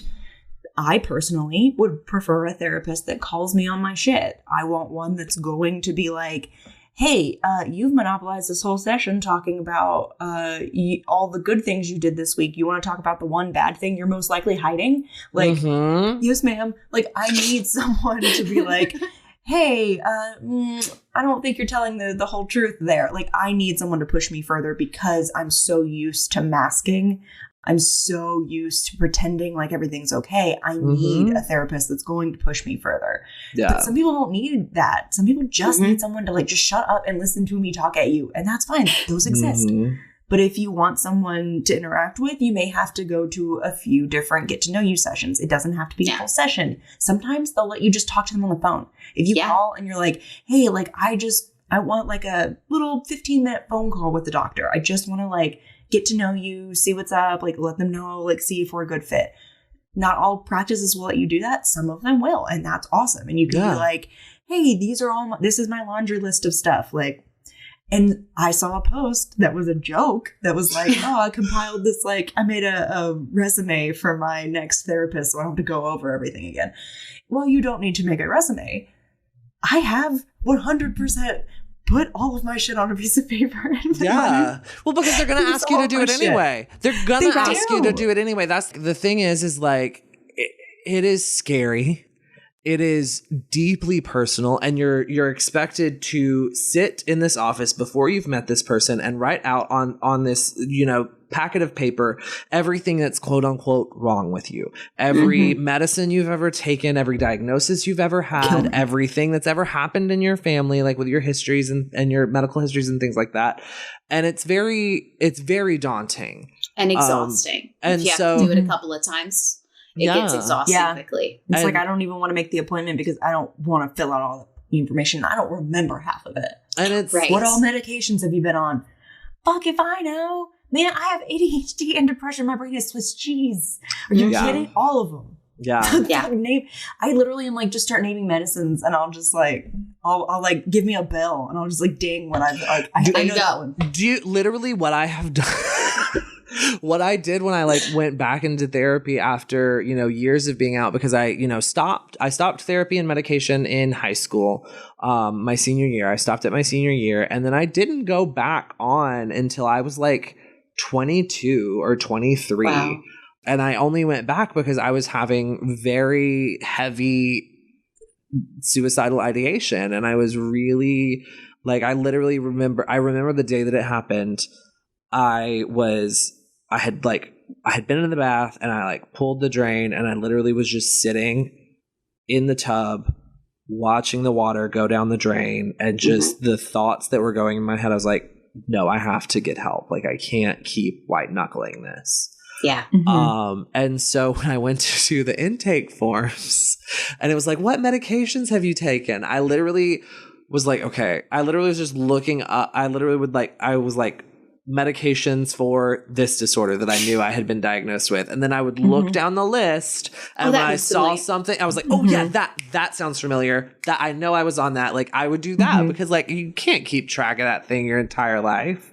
Yeah, especially if you change medications a lot, which most people with any sort of mental health issues do, because not one medication is ever going to, I think I'm on like 5th or 6th different variation. Absolutely. And the same thing is going to go for therapists. You're going to shuffle them around probably too until you find the right one, unless you're super crazy lucky, in which case, awesome. Right. Awesome. I want to touch on medication in this episode, just because for a minute, just because there's just such a stigma around taking medication for mental disorders, which is wild to me.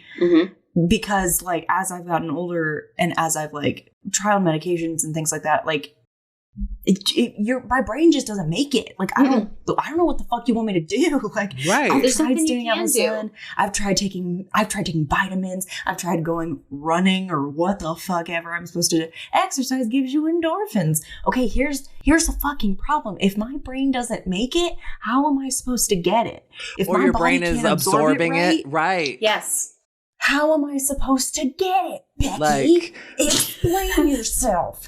And so like, that always kept me from going on medications. Yeah. And what happened when I finally was like, okay, I need to go on medications. Like, and it was a similar situation where I was like trying to just white knuckle it. And I was like, I was trying to get by with just like daily affirmations and breathing exercises. And I have been on Xanax since I was a child, basically, because I've had a panic disorder since I was born. Right. Like, so I panic, like full on panic attack, like heavy breathing, like the whole like collapsing on the floor, that whole thing. So we were at your wedding. I had to tell. Yeah, we were there. Yeah, we were at the wedding. We got talked I remember at my wedding. It was great. I remember being in the parking lot with you, pulling the beauty blender out of my bag and like trying to dab the tears and like breathing with you this whole time. I was like, okay, breathe with me. We're dabbing these tears. Yep. It's fine. And you want to know why I was having a panic attack, audience? Because I was late to my own wedding.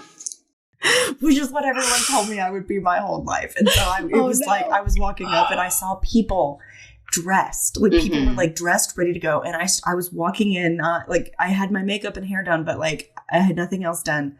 And I was walking in and someone saw me and they were like, oh, hi. And I was like, oh my God, like people are here. And I am not and then I was like, I'm late to my own wedding. We didn't get pictures outside because I was late. Like, it was a whole thing. And so I remember like being so overwhelmed and stressed out. And thankfully, all of my friends around me that day were very understanding of the fact that my brain is short-circuiting and there's nothing I can do to kind of stop that. Oh, no, absolutely take not. My fucking medicine. Absolutely not. 100%. And also, dear listeners, please sound off on Twitter and let Emily know there is not a single bride that has ever been on time for their own wedding. Well, I don't know. Sarah? I mean, I am an exception though, because I am always obnoxiously early to everything. As in, you're the opposite ADHDer. Yes. Well, because also my adoptive mother was we have to be on time. Being late is the worst thing that you can ever do. So I obviously can't ever be late now. No. And as a good example of and that's like trauma. Yeah. I was telling Lex that I put my makeup on at 4:00. I knew we weren't going to start recording until at 6:30 at the earliest. And you knew it was And I put like 9. And I put my makeup on that takes me maybe half an hour at 4:00. Right. So I'm the opposite end of the spectrum. So I was on time, but I'm also not. It's not not for a healthy way. reasons. It's It's fine. not just like, oh, Right. no, Not for natural healthy understanding. reasons at all. It's like, I'm terrified I'm going to be late, so I must be early. I exactly. Yeah. I grossly overestimate the amount of time it takes to do anything or to get anywhere. So I'm usually Which like is 20 fair minutes early. you know you have ADHD, which prevents you from understanding how long things take. So you Absolutely. automatically overestimate. Whereas me, I'm like, I know how long things take. Even though that's categorically false. and what's so funny is, and like, this is maybe this is more validation for my non-binary identity, that I am both of those things. It's like I am both.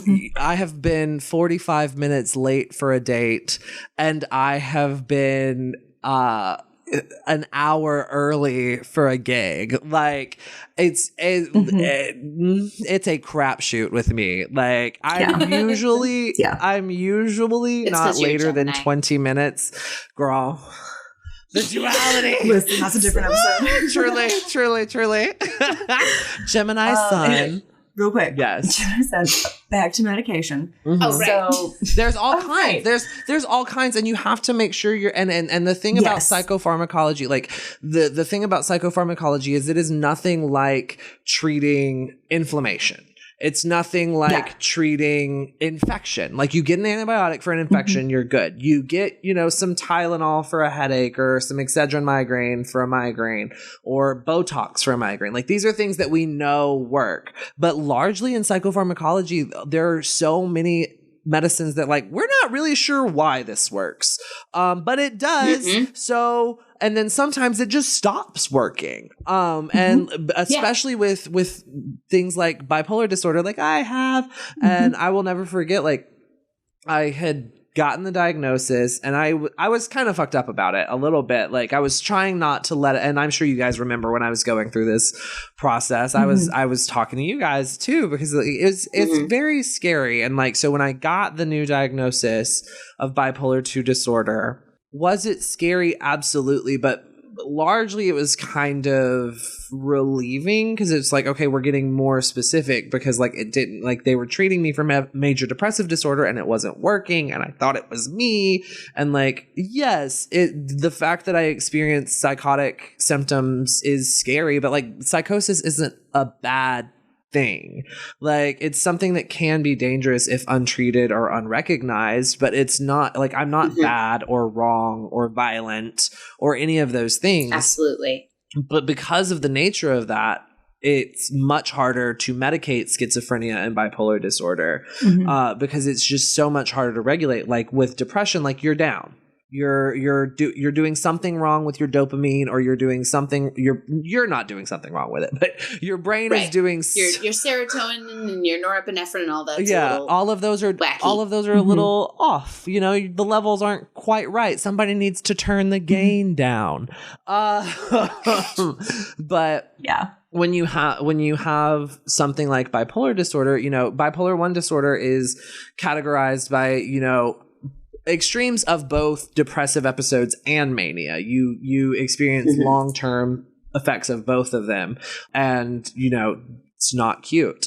And bipolar 2 disorder, you experience both depressive episodes and mania, but the mania you experience is usually shorter. It's still intense, but it's usually shorter spurts. It usually lasts for, several days to a couple of weeks, as opposed to like a month-long mania. And for me, I didn't recognize those things as mania when the doctor, because, my vision of mania is what the media portrayed it to be, and like, that's like, in some ways, that's it, but it's a very extreme version of it. And so like, when I was, being this risk taker and drinking too much and having sex with strangers or multiple strangers. And not that there's anything wrong with that, but like I wasn't doing it because I wanted to do it. I was doing it because I felt invincible and because my body was just a live wire. Like it's mania for me manifests as this like this current in my skin where it's like, oh, I have to go, I have to do, I have to feel things because everything feels so intense and bright. And because I have bipolar 2, it's my depressive episodes that are super long. I have months and months of deep depression where my body hurts and is heavy and it's hard to get out of bed. So for me, what I was experiencing wasn't mania. I thought that's what normal people felt like. I was like, oh, this is what it is when depression isn't happening. And so medicating that is really hard because what do you medicate for? And so they put you on these antipsychotics and these mood stabilizers. And a lot of times that makes shit worse, especially, for bipolar 2. It's just, it's hard. It's absolutely a journey, but finding the right one is so incredibly it's so important. Worth it.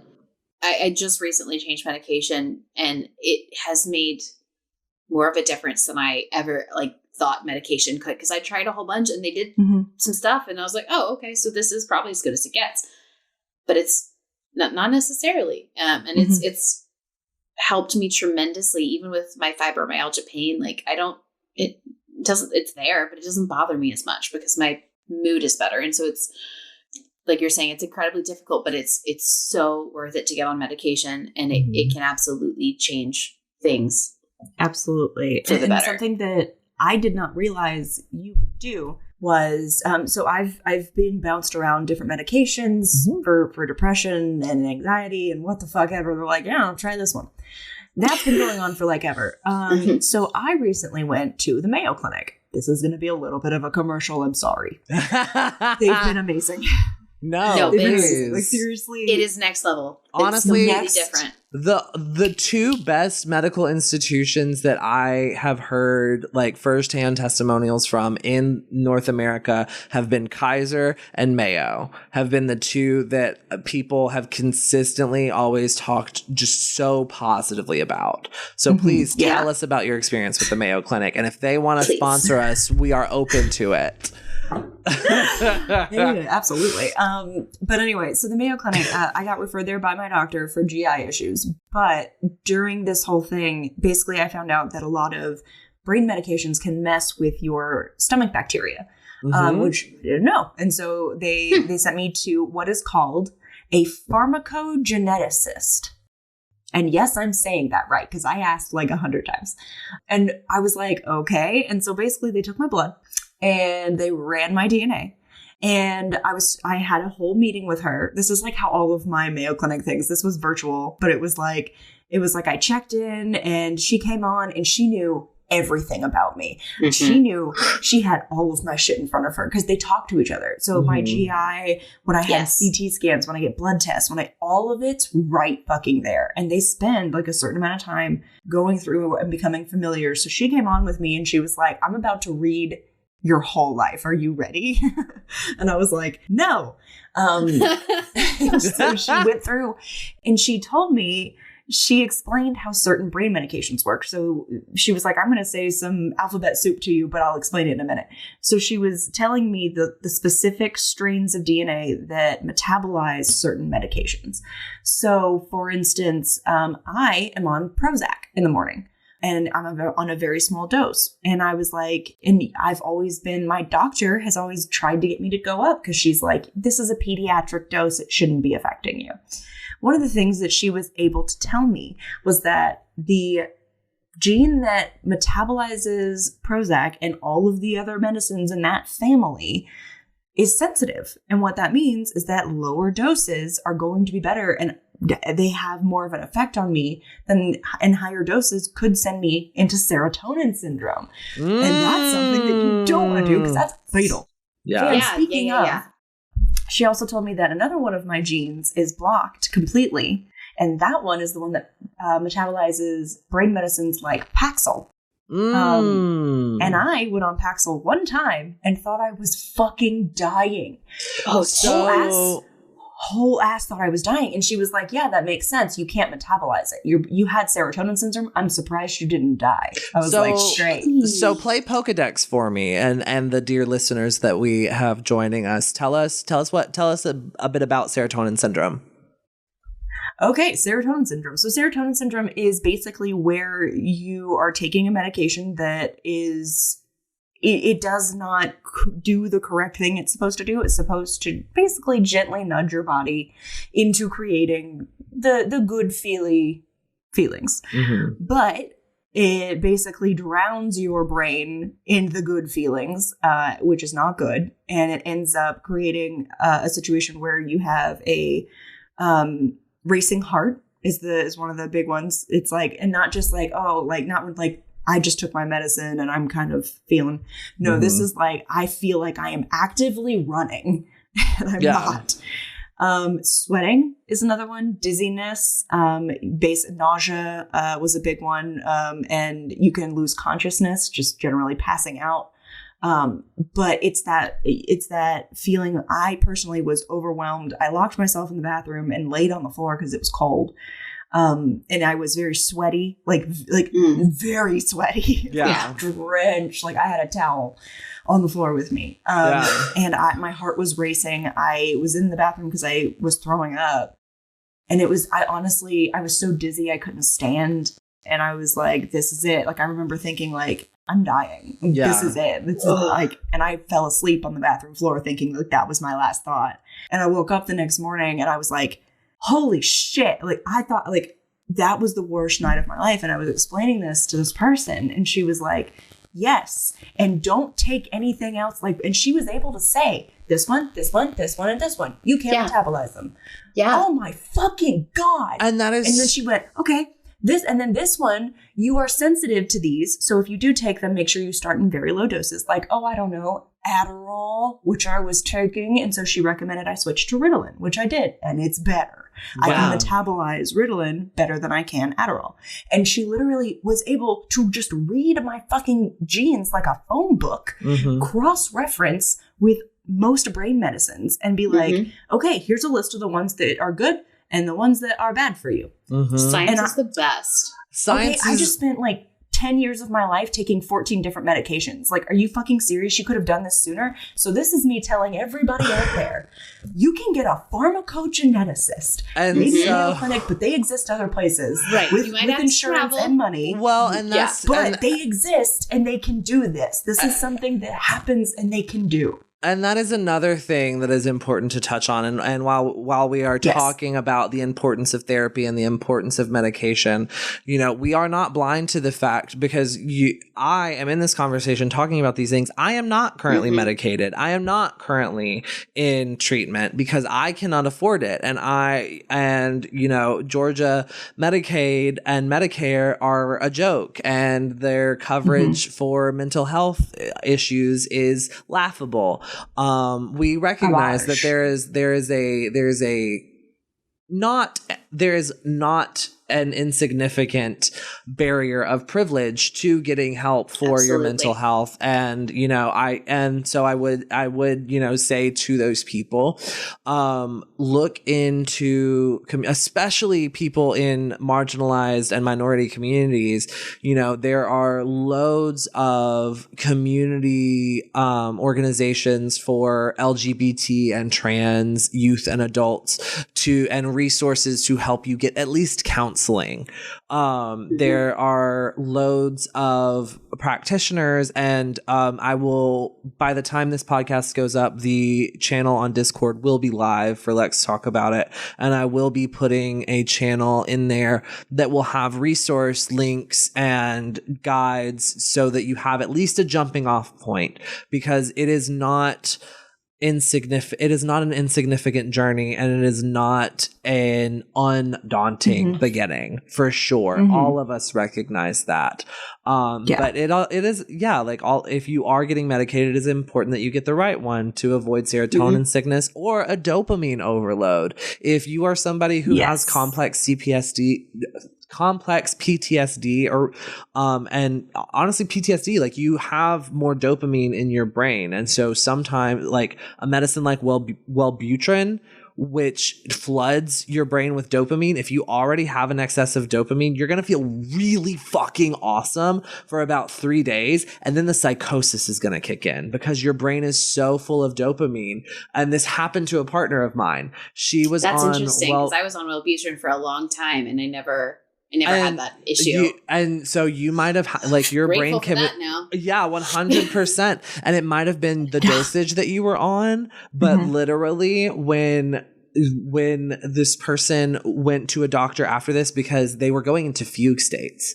And yeah, because like that's the thing is like they were so flooded that their brain was like, ooh, dreamland. Like we're doing whatever. Wow. And yeah, and so when their doctor there saw what they were like, saw their history, saw what they were on, they were like, I need you to tell me who put you on this because I'm coming after their license. No one who has complex CPTSD and the other things that you have should be put on this medication. Wow. And so like 100% research your doctors. That we live in the age of Yelp and Google review.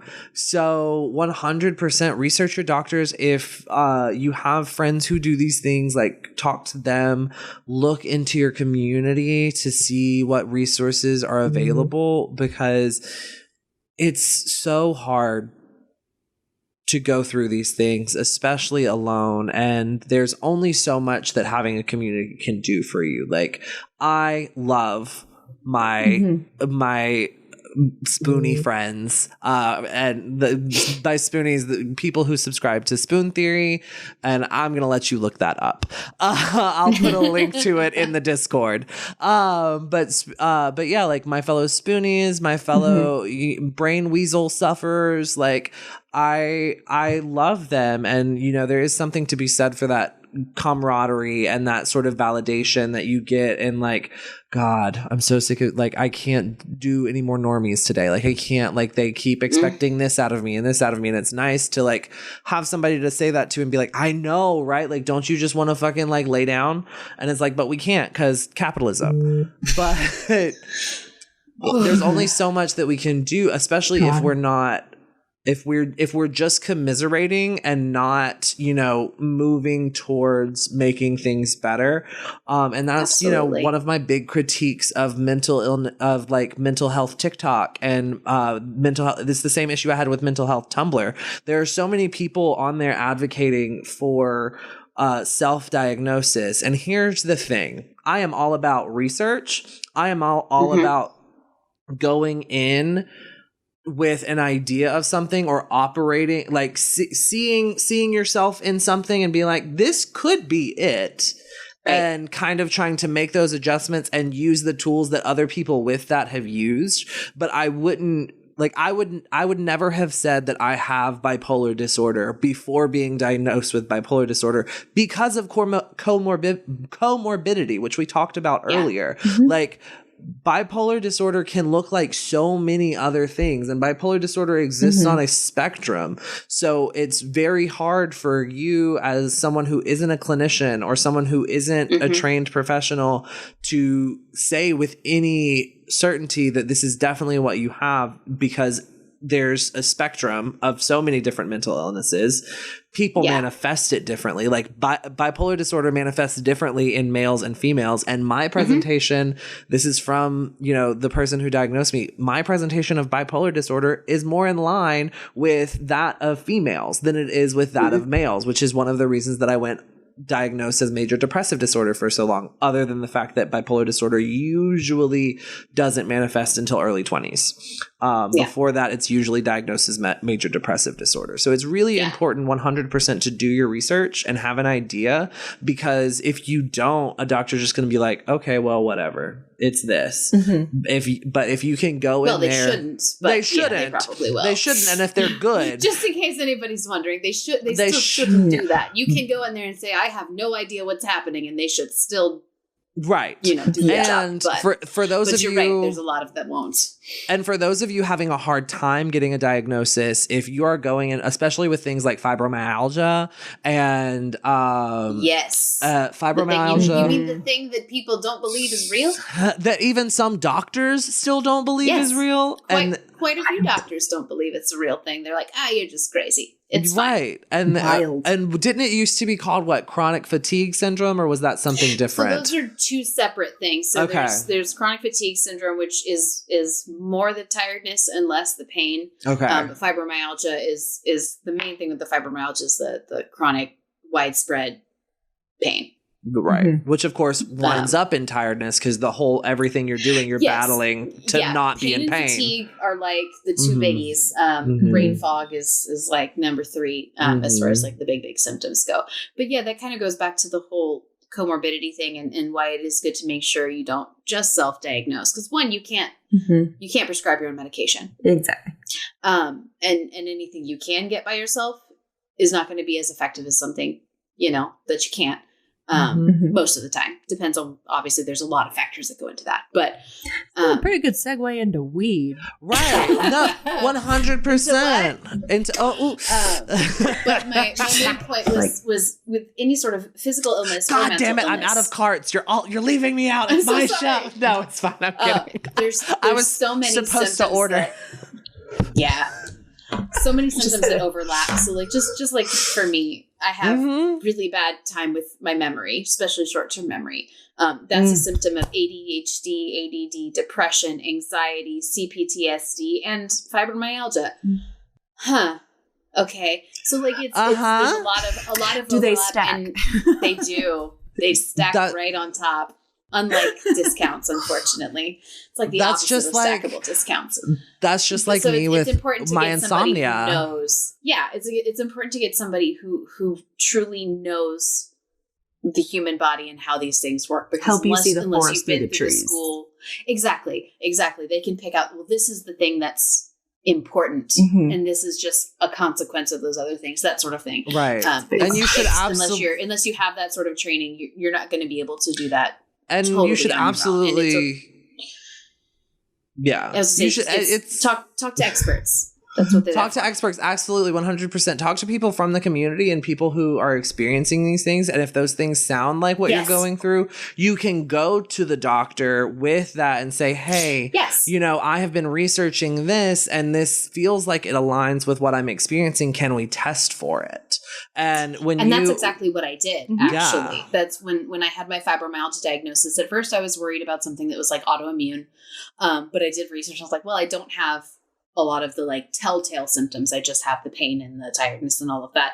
So I did some more research and I went to my doctor and I was like, look, these are all of the symptoms that I have. I had to write them down because ain't no way I'm going to remember all that. And I was like, this is what I think.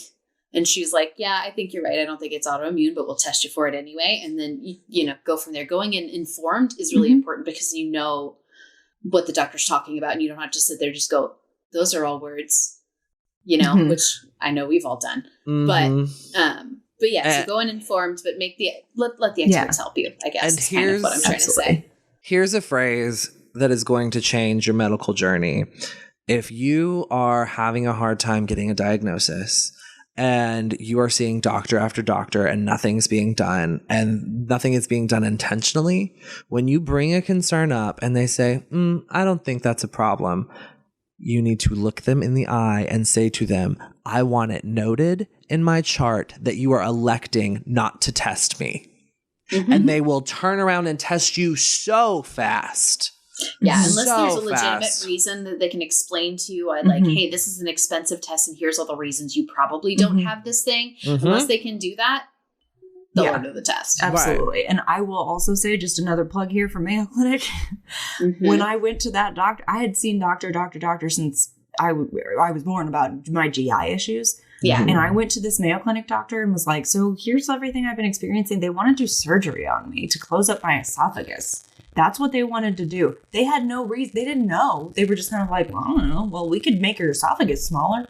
That was their answer. I went to this doctor at Mayo Clinic and he was like, okay, well, we could do a bunch of tests. And I was like what? And he started describing tests that I had never even fucking heard of. Yeah. Never in my life. And I was like, I'm sorry?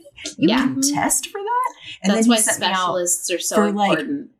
He sent me out for 2 full weeks. It did suck. It was invasive and it sucked. But here, at the end of it, I have a good amount of diagnoses, and here's one of them. The biggest issue is gastroparesis. And want to know what? Making my esophagus smaller wouldn't have helped that. It would have made it worse. Wanting to cut me open. That's a major surgery. Yeah. Literally, he was like, I don't know who told you that they wanted to do. I was like, they want to do surgery. And he goes, for what? Yeah, that makes no sense. To make my esophagus smaller because I have all these issues. And he was like, why? Why? Did they do this test? No. Have they ever done this test? No. Have they ever done this? No. It was a theme. That was my big thing. That I was so grateful for Mayo Clinic just because they tested me. They weren't interested in putting me on another medication or cutting me open. They were scientists first and foremost, to the point where I had a pH tube in my stomach for a day. And they were like, okay, write down every time you eat, every time you lay down.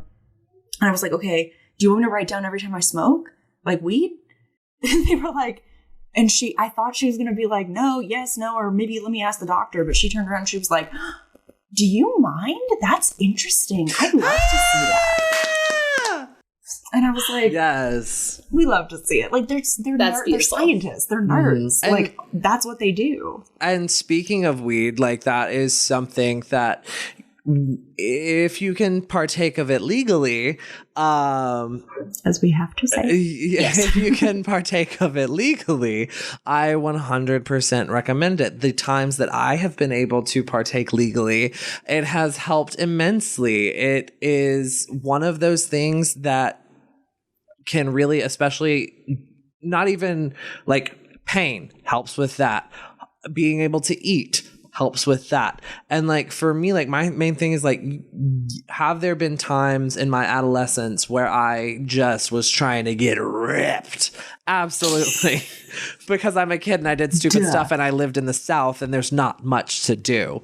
But as an adult, weed for me is much more about just being able to function on that normal level and not have this constant cacophony of backtalk in my head about every decision I'm making, every word I'm saying, every thought I'm thinking, and every feeling I'm feeling, because both because of my mental illness and my trauma, I have been taught to doubt my own thoughts and my own feelings, whether or not I know them to be factual, which is why I kind of talked about how I need words of affirmation, but I don't believe them. I grew up in a household being told I love you, but having the fear that, being queer would make me lose that home and lose that love.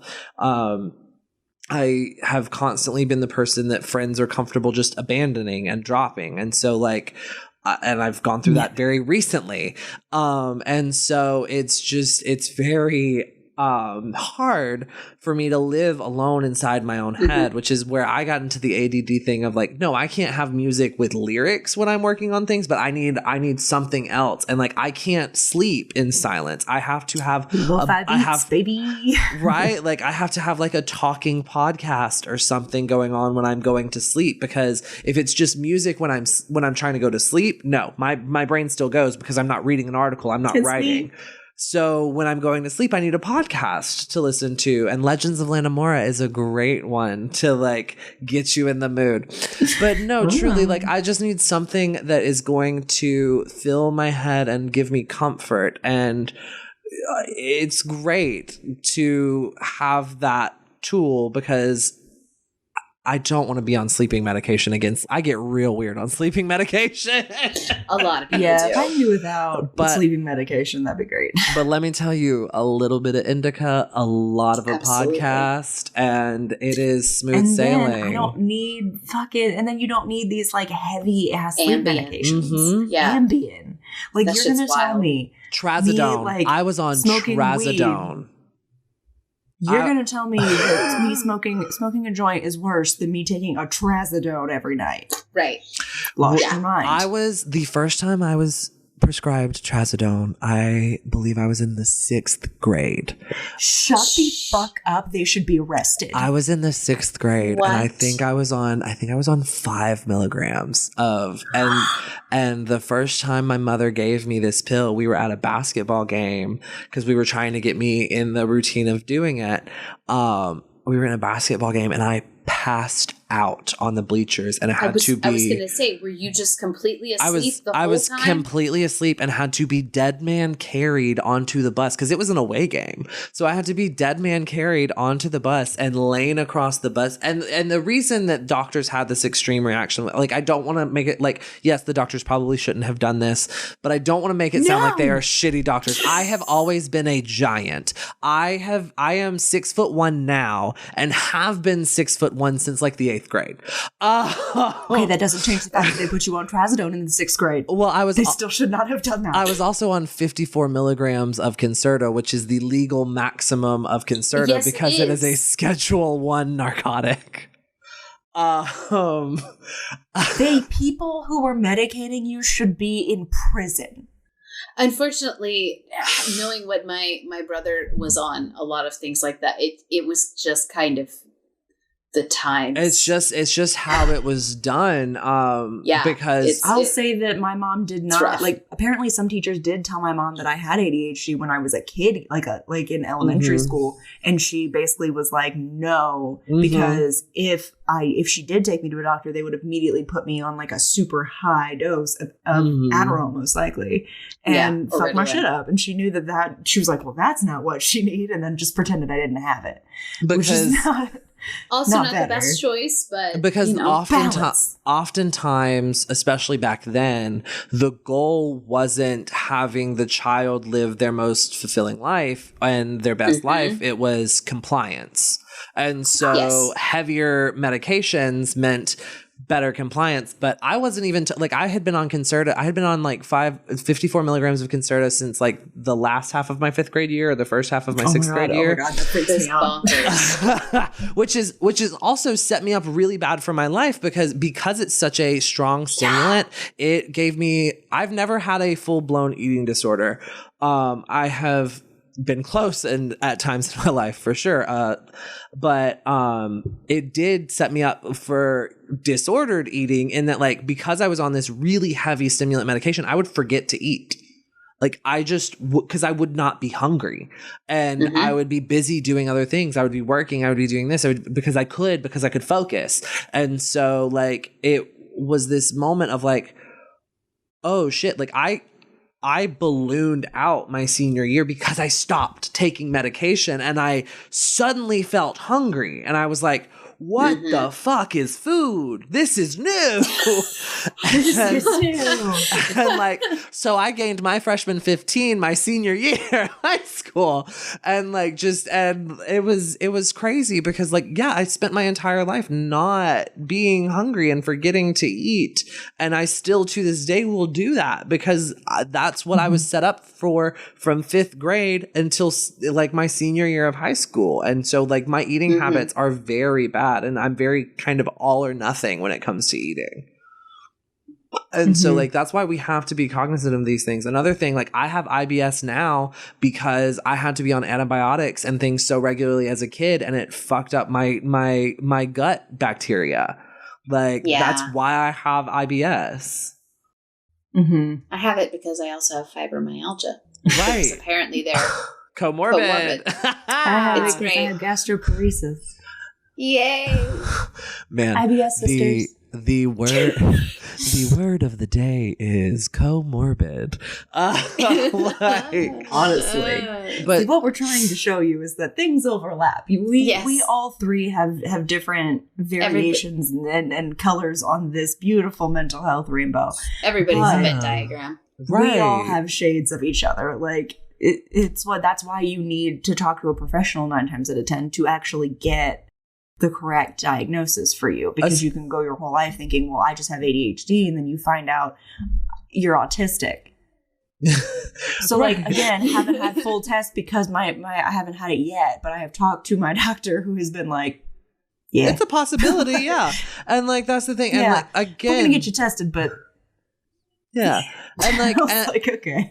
And that's the thing is like so many people, even people who are exposed to it, would like if like say there's a neurotypical mother of somebody who is on the autism spectrum, but their autism doesn't look like yours. They would be like, well, you don't have autism because you don't look like my son. And it's like, I'm not supposed to like, and that's another reason why we can't, again, like research and talking to the community is important, but if you can get access to a professional, please do, because, everything even our health, like everything else in the human experience, is colored by our own experiences. So I am going to see certain symptoms and point to, this, because those are the symptoms that I have that are related to this thing about me. Mm-hmm. So I am coming at it from a particular lens of experience. And I think, we all are beautiful snowflakes and so unique that we just we need that confirmation, 100%. I'm not saying that you're wrong or stupid if you think that you have depression because you display a lot of the same symptoms as your friend.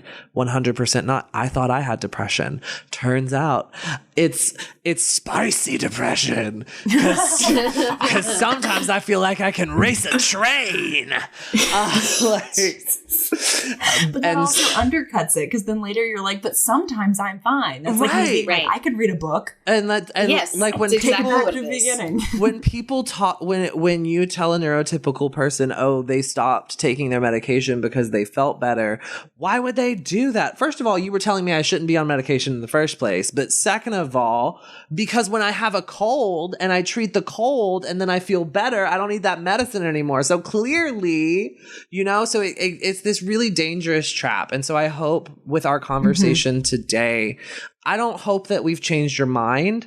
I don't hope that we've changed your life, but I do hope that you can take something from this. And if you take nothing else, take away that it's a process and nobody expects you or your doctor to know everything after one test. And even after diagnosis, we don't expect you to overnight have the tools to deal with your illness. I am still learning new and healthier coping mechanisms. And sometimes I lament that. Sometimes it is sad to lose your maladaptive coping mechanisms. Like the other day, I was trying to just retreat into this daydream of like, okay, well, if this doesn't happen, then I can do this, this, and this, and this. And my brain went, why are you doing that? That's not how this works. That we need to address the problem that's happening. And so once you start to kind of unpack things and start to make change, it really does stick. And sometimes that's gonna suck. And sometimes you're gonna wish you could just jump back into the river denial. But that means that what you're doing is working and you are healing. And just remember that it's messy and completely... And it's not linear. Completely non-linear. Sure. Completely non-linear. Completely personal. It is an incredibly personal journey. And yes. My journey looks like spin art. Nobody can tell you what your journey should look like. The only thing anybody should ever try to do is walk with you on the trail and be happy that you invited them. That's pretty. That's a great one. That's very nice. I want to thank my lovely guests, my sisters and my podmates. Sara, is there anything that you would like to plug? Any final thoughts that you would like to leave with our dear listeners? No, I do have a public Instagram. Yeah. It's at Sara Hope Gibson if you like pictures of animals and or my face. And flowers and like pretty cool stuff. And she's smart. And I have the best friends in the whole world. No, that's about it. I really appreciate you bringing me on. I always feel like it's so important if you're at the point where you can talk about what you've been through to do so, because there's somebody who's going to be out there listening who's going to say, oh, that's familiar. So, you know, if you're not at that point, listen to people who are. There's a lot of people out there. Honestly, forums online are a great place to be like, oh, I recognize that somebody else is experiencing that, and sort of getting that not alone feeling and getting an idea of what you're feeling and how to go forward. And then, you know, once you do get to that place where you can talk about it, because everybody has something that they're struggling with, and there's going to be somebody out there who can relate to you. Yeah. Absolutely. Emily. You cannot perceive me. No. You can find me. That's my line. She's right though. You can find me on Twitter, most likely. I am at Neurotic Good. I also am part of the Legends of Lanamora podcast. It's a 5e D&D actual play podcast. It comes out every other Tuesday. And as far as a final thought, I think that my final bit of information is, or like piece of advice would be, even if you think that you don't have affirmations that you make during the day, if you are someone that practices negative self-talk, where you talk down to yourself, I'm so stupid, I can't believe I forgot this, God, I can't do anything right, of course I would do this, something that I do a lot, I'm here to tell you do have affirmations, and those are them, and they're not good, but they are affirming something that you believe about yourself, which is that you're stupid and you can't do it, and of course this bad thing is happening. So whether or not you believe in putting the goodness out in the universe and getting it back, I can tell you that your negative self-talk, if that is something that you do, because it's something that I personally struggle with, it is causing you psychic damage. 100%. Every day you were taking negative points, psychic damage. So try to have some fucking grace with yourself, just as you would give to others. When you do something wrong and make a mistake and you want to say, I'm so stupid, just kind of be like, things happen. Yeah. Radical acceptance. I'm going to radically accept that this is happening, and just do the next thing. Because there's nothing else I can do about it. Yeah. Talking negative and down to yourself is only going to create more negative energy. 100%. To piggyback off of things that both of you two have said, I want to remind you, dear listener, that you don't owe anyone anything from yourself except kindness. You owe the world the kindness that they owe you to be a human being that lives your experience and is just trying to get through life. You aren't required to share your struggles, but if you are in a place where you can, all the more beautiful, but it is all in your own time.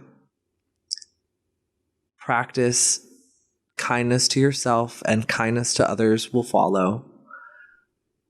And I want to remind everyone that truth without tact is cruelty. That expands to others as much as it does yourself. You wouldn't be truthful in a way that was vicious or hurtful to your friends. And just because your brain is telling you that this is a version of the truth, what is the whole truth? Look at the other things around it. That being said, if you're interested in anything else I have to say, you can find me here on this podcast, Lex Talk About It. You can find a live version of this show on our monthly live streams that happen at the end of the last Saturday of every month on Twitch at Novi_studios.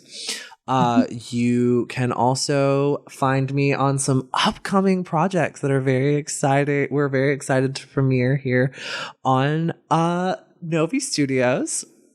You can also find us over on Discord. We have a great community budding there. And we have several pages within the Lex Talk About It channel where you can find programs to help with mental health or programs for social change, and where you can find help unpacking the things that might be a little bit heavier on the show. That all being said, please remember to be kind to yourself, be kind to others, and I love you for joining us and contributing to this conversation.